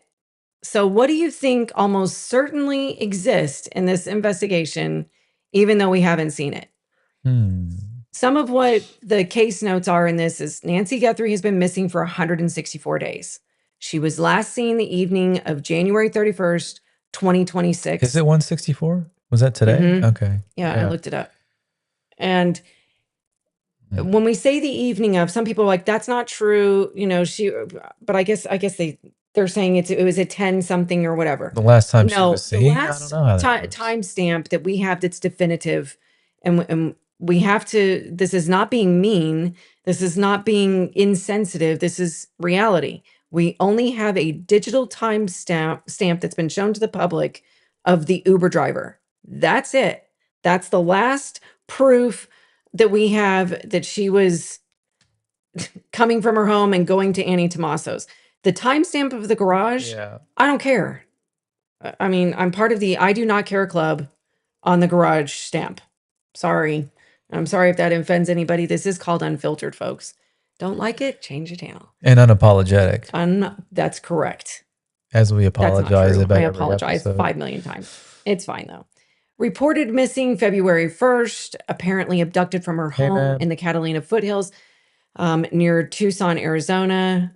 And the active investigation led by Pima County Sheriff's Department and the FBI reward over $1 million for information leading to her whereabouts that nobody feels is important enough to collect. I mean, you could get on what I could buy on my lottery winnings from $1 million. You could meet David Bromstead. Tip line, FBI. I'm trying to bring humor into this horrible case. And it's probably not successful, but it's okay. FBI, 1-800-CALL-FBI. Submit the tips through the FBI tips website. And for perspective, I put this on here so that everybody could see this. This is my light in the darkness. Alex Murdaugh was arrested, indicted on murder charges July 14th, 2022. And this was 402 days. Thank you, Trinity Soaps. Thank you, Trinity. So nice to meet you. We're so glad to have you here. So this was 402 days, folks, after the murders of Maggie and Paul on June 7th, 2021. So we're at 164. There's hope. And now that I showed you some of these other slides here, you know that they had the video from Paul all along. They had additional audio all along. They had additional timestamps from vehicle data, cell phone data, financial data, and they still did not put the handcuffs on him for 402 days. That's like a love fest for Mr. Brewer. All of a sudden. I know, because he's awesome. So I don't know. I feel like if anything you take away from this, it took 402 days to put the handcuffs on Mr. Murdaugh, and they were pretty sure he was their man for quite a while. But in my opinion, I feel this case is very similar. I know the Murdaughs were not famous. They weren't Savannah Guthrie's, family members. However, that case catapulted to unbelievable media attention almost immediately. Mm-hmm. I mean, my sister was talking about it. Everybody I knew was talking about it. We don't live anywhere near there. We didn't know anybody that knew them. This became a very highly publicized case.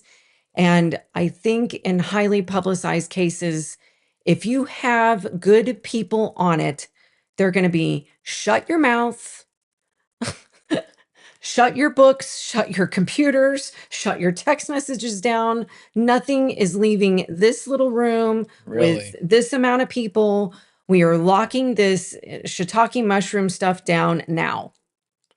Yeah. I think it's time that we tell everybody a little bit about ourselves. Oh. We have to have that. What do you all want to know?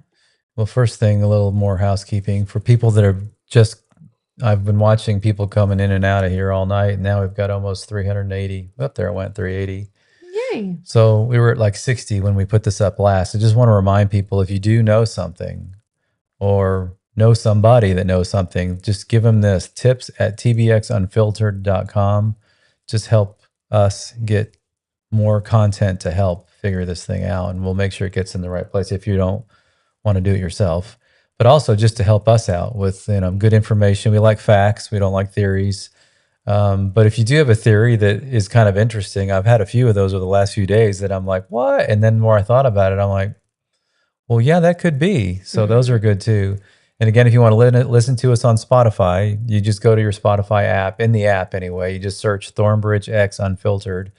We're downloading our live streams as we can. It takes a while to download on Spotify. And that's why I read the graphics, folks. I know that people can read. Yeah, this is not romper you're listening. room. You won't I'm not know what trying. we're saying. Yeah. And then we're on 3 days a week, Monday, Wednesday, Saturday, 8 p.m., except for Wednesday, we do 7 p.m. just to be on early so we can end early also to go watch some of our favorite streamers, Adam and Mike over at Patriot Pride. Who've been amazing supporting us. Sikorsky, Inner Strength, Just Jaylene, thank you for your humor. You girls made me smile last night and made me feel very good about our show. And I think it's hard to put yourself out there. I mean, everybody has weird tics.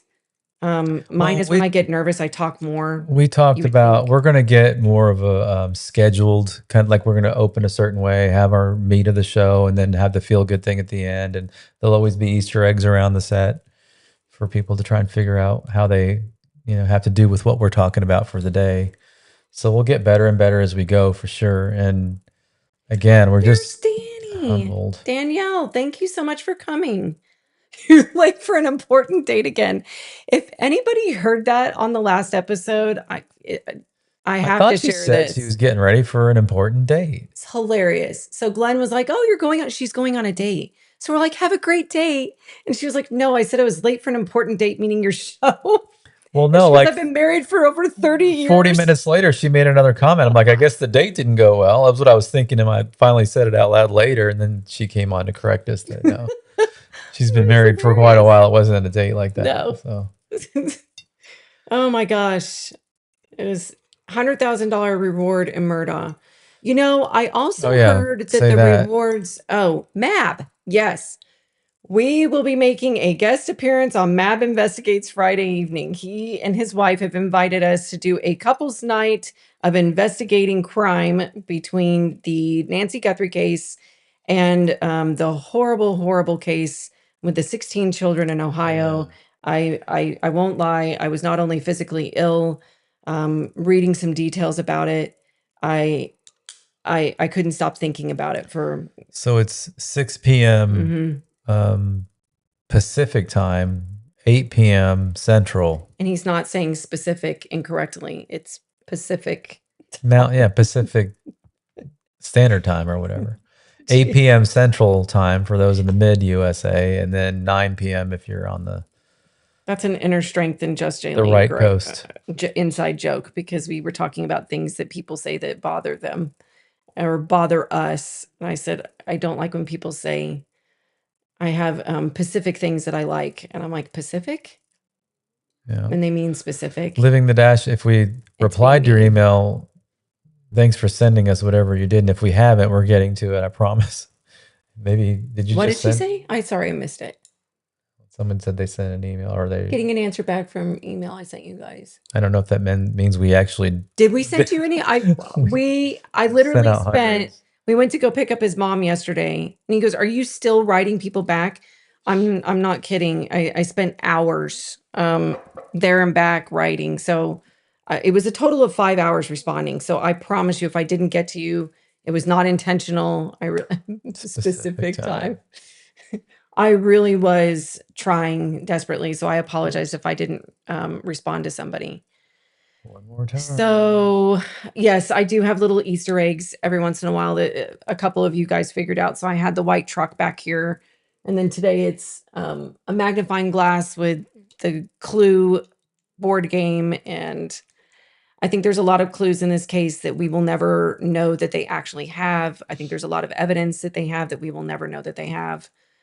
I try to have confidence that they have collected what they needed to collect to prosecute somebody, that they're just putting it all together and making sure that it's tied up in a nice little bow for the DA, that the DA says, thank you so much, we can move forward. And reading about Alex Murdaugh, I'm going to reiterate this, from the time his son and his wife were eliminated, it was 402 days before he had handcuffs placed on him. So I feel like there's hope. It's more than 164. Yeah. I think we do need to have a little patience and give the authorities a lot of grace, because as frustrating as it is for us to not get the answers or, the details of what's going on because we're so curious, it's how it's done. Because when they do have the person, which they may already know who it is, remember, that could be, we don't know, they have to make sure that whatever they put on him sticks. So the district attorney isn't going to let them lay a finger on anybody without a case he knows he can win and get a sentence that makes sense too. Like maybe the DA's like, well, yeah, there's so much evidence on what you've already got. I can get him in jail for, 20 years, but this guy needs to go down for, murder in whatever degree. Joanne Hall. Thank you, Joanne Hall. Thank you so much for joining us. He needs to be death penalty or whatever, because if it was done Right. if it was done in another stacking cases, that's how that happens. But But they knew it was him, is my point. They knew it was him. I think a lot of people thought it was him, felt very confidently that it was Murdaugh, and they waited 402 days. So, well, yeah, I don't know if they were waiting. They were doing what they needed to do every day. Well, This you know stuff what I takes a long time. Like we were talking the other day about getting the warrant to get someone's car to take it apart. And it's a different level once you're going to rip their car apart in a million pieces and not just, throw a drug dog in it. It's a different level of, thank you, Cheryl Busman. hey, Awesome. thank you so much. So that could have taken 2 to 3 weeks. It's not Specifically. that they were ripping the car apart for 30 days. It was that they took a while to get the paperwork in order. And then they had to put it back together, which is a whole other thing, I'm sure. And don't you think, I don't know what the process is of processing a vehicle and impounding it and, dissecting it, but I would think that there would be like a protocol with it that may take time in itself if they need to dive deeper. Like before they destroy this, let's take out this. And if Even the that shows GPS something- data, all the electronic stuff, and then the vacuuming of the car and going fiber by fiber. And then when you remove this, does it create dust? It's who knows. I still question. I meant to get a picture of that. I was really going to see what everyone thought, because one of the benefits of having a live stream is we get to put stuff up here and then we get all of the comments over the next couple of days, and it is enlightening, isn't it? Yeah. The somebody mentioned it and I went back and looked at it again. I'm like, yeah, I forgot about that. When was it Derek Colella's SUV Okay. of the fancy kind? Oh, Stack said that she should be popping up as just subscribed and it's not popping up. Thank you, Stacks, for subscribing. We really appreciate Maybe it. it's stacked on somebody else's or something. Sorry, I can't see it. This is what I mean, all this digital I'm sorry, stuff. so I'm trying to look at something. So anyway, the vehicle, they had the tarps up. Yes. And it wasn't just, hey, don't look here, and they're holding. It was on Luke Daly's. Luke Daly, yeah, You I'm said sorry. Derek Colella, Yeah, Luke Daly. Yeah. Again, we're not saying anyone's guilty. We're No. not, so any of that, but just in case. Please read. The views and opinions expressed on this program are entertainment and informational purposes only. The content discussed is based on publicly available information and does not represent legal conclusions or official findings. All of That's this as is official as I can sound reading that. very true. So, But anyway, they really did try to completely obscure the public from being able to see this thing. Like there was a body in it. The way they were holding this thing I up, thought for sure there high. was. I think I'm like, everybody this is thought there it. was. They've got it. They've got the evidence right there behind that Yeah. tarp. And then the tarp came down. And did they tow that vehicle? Mhm. And then we never hear anything about Like, it. they only had it for a couple days. Don't get me started on that whole situation again. It drives But they me had to have visually seen something that needed to be covered. But why didn't they take the Dodge Charger? You take the car that he's had for a But week. wait a minute. So they physically saw something that they felt like they had to cover Just got from smacked. us. Yeah. That's how I am. And then, It makes me spit my drink. do you need the Heimlich? Oh, sorry. So they cover it. We can't see anything. Then we never hear anything about it. But obviously the guy was so I'm not guilty that he goes on an interview, with 14 layers of clothes like it's, 30 degrees outside. I don't understand that whole thing. Like, what is up with that? What were they hiding? And the lady didn't ask him what they were covering in his vehicle. She never asked him. It's the first question I would have been out of my mouth. So we saw you get pulled over and yanked out of the vehicle and zip tied and hauled off. And then they put these big yellow tarps up. What was in the back of your vehicle? Well, I don't think it was a file folder. Yeah, I'm not saying he has anything to do with it. Obviously, they I let don't him think it go. was a Yeti cooler full of Doesn't Coors mean they're Light. not still looking at him. But can we get him on our show? I want to ask him what was in the back of your car. He'll probably tell you. Oh, it was. I don't know. You think we could have Luke Daly on our show? Why not? I don't know. You have too much. We're faith the in me. safest place to come for anybody because we're not going to accuse you. We just have questions. They may be uncomfortable for you, but that's a problem on your side if you're uncomfortable because that means you're up to something. Oh, people are going to think we're nuts. They're like, I don't get it. What? To bring me water. We're just going to ask you to bring you water. Yeah. And just backwash. I kind of, well, no, it almost came out my nose, which would have been worse. Say that they do. So, yeah. the buffalo is beautiful. Thank you so much. Okay. Muddy Puddles. Muddy Puddles sent me a lot of notes. You have some great stuff. So I posted the explanation of how a cell phone can pick up the infrared Nest cams. Your cell phone in the selfie mode. I did see that. My only question on that is what is your theory on how that would be used at the crime scene? Because again, I would think that anybody that was doing this act of abduction and whatever else happened, which I think a lot of us believe it was an elimination, then wouldn't you be not bringing your cell phone to the scene? And how do you think that could have been used? I'm just curious. Do you think it would have been used in reconnaissance? I'm just curious. Can I say one more Luke Daly thing? Because Mab just brought it up too. Even better, snotty teeth. Said that his mother lied or whatever. That's kind of weird. And then somebody actually, I got an email yesterday. I'm looking at it right now. Did lie. It's a theory, not a fact. But she lied also about saying that she didn't buy that vehicle for him. And somebody said that they had the proof that she did buy the vehicle for him. Now, why does that matter? I don't know. Who cares who bought his car for him? But just something as innocent as she didn't want people to think that him look embarrassed that he's in his 30s. And she sometimes we go, you lied, and we go all off on this thing, and then at the end of it, they're like, okay, yeah, I lied. Then what? I mean, so what? I don't know. The thing that bothered me was when she said that she didn't. She knew about Mrs. Guthrie, but she didn't know her. She hadn't met her, and then we found out that she, in fact, did meet her at a grocery store or something else. Now, is it that big of a deal? I have forgotten that I've met people before. Well, I would think that Brew Crew Beyond 50 would say when somebody tells a lie, it tells us a lot about that person. Well, and he would be right. And so did agree that is a problem. If you're not a truth teller while I'm doing my investigation, you become. Oh, Maya Angelou used to say. Our relationship changes during my investigation and not in a good way for you. Well, Maya Angelou used to say, people show you who they are and believe them. Oh, wait. Sikorsky's in here. Inner Strength said something. Sikorsky, we're Inner Strength, Just Jaylene, Truth Warrior, we're all blaming you. Put that yellow cover. We're exhausted. There were so many cameras around. Yes. Yeah, but they put it up. They opened it up, looked in there, and then they put yellow tarps up. So they saw something to be able to. MAGA Mama. And also his mother thought the same thing when the cops raided their house. This must be about Nancy. Why they're thinking that it's all about. I thought that was odd too. Again, I try not to judge people.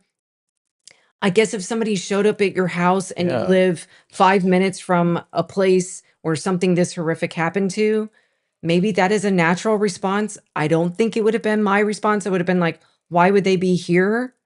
I don't think I would have gone, well, I figured they were here because of Nancy, because she's, in our garage. Like, what?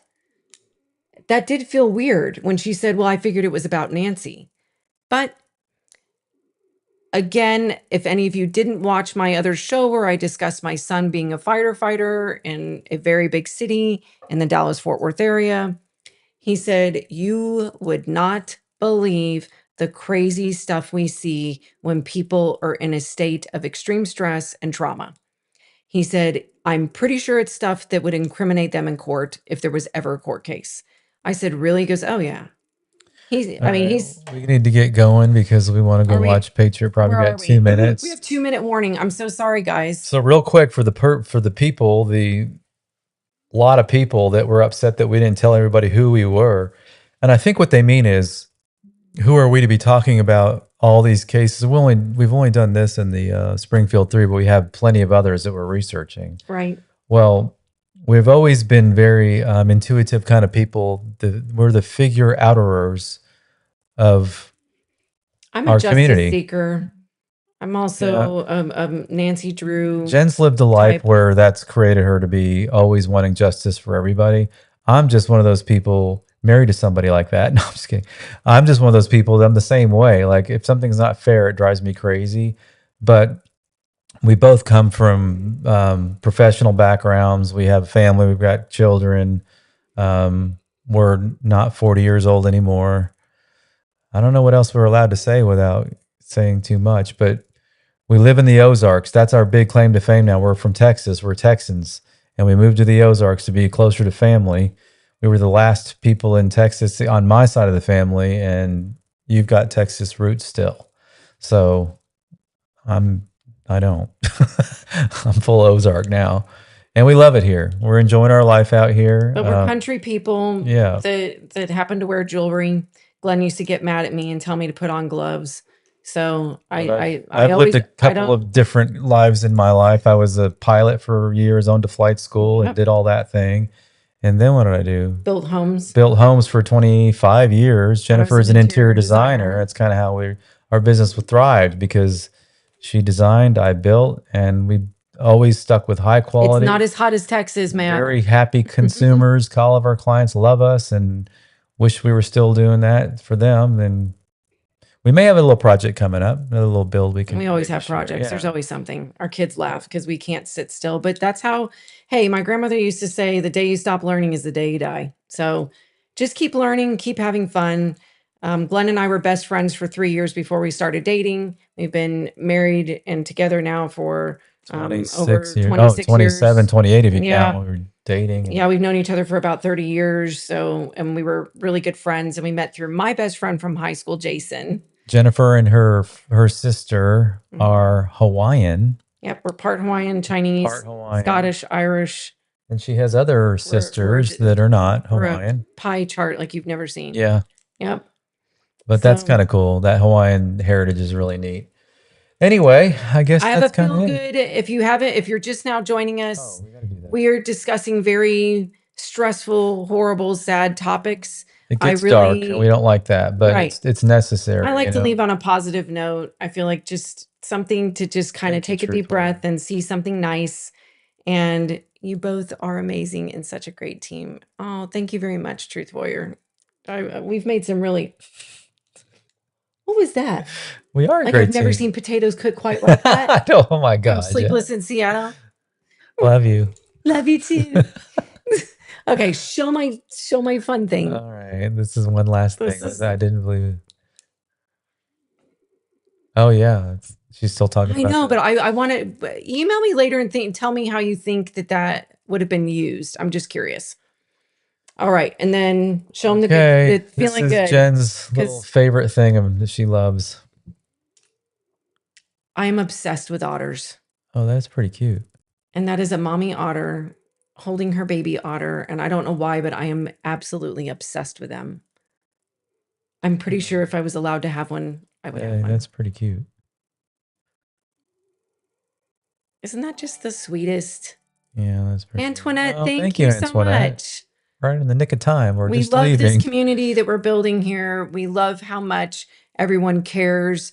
I mean, if you care this much about Nancy Guthrie, if you care this much about other missing people, you're our type of people. This is what we're about. Please hit the like button. It really helps us. Last time you hit the like button a little bit more than the first 3 or 4 episodes, and all of a sudden things started really happening yesterday and today for us. You know what I was really, really shocked about? It really helps us. Is we had like 50% of viewers, and I know we're new, that were not subscribed. So please subscribe. It doesn't do anything. Like you hit the subscribe button. Yay, you can always unsubscribe. Thank you, Frank. Yeah, leading the charge, Frank. We have some guys too. But when you subscribe, I used to I'm not subscribing because it's not the same as all of a sudden you're going to get a bunch of emails when you subscribe to something. There is zero of any of that. This isn't a membership. We've been discussing that. My sister just texted, how do otters float like that? Isn't that the all cutest? The information tonight, and that's the question. I mean, they make a lot of mess, Jen, just saying, well, so did geese, but I had geese and I loved my geese. Please please subscribe. Watson Holmes, by the way. Jen, make them subscribe. You're not making them do things like you make me do stuff. Don't forget to Don't forget prayer. 100%. Every Thank you, morning, Debbie yeah. Niner. Yes.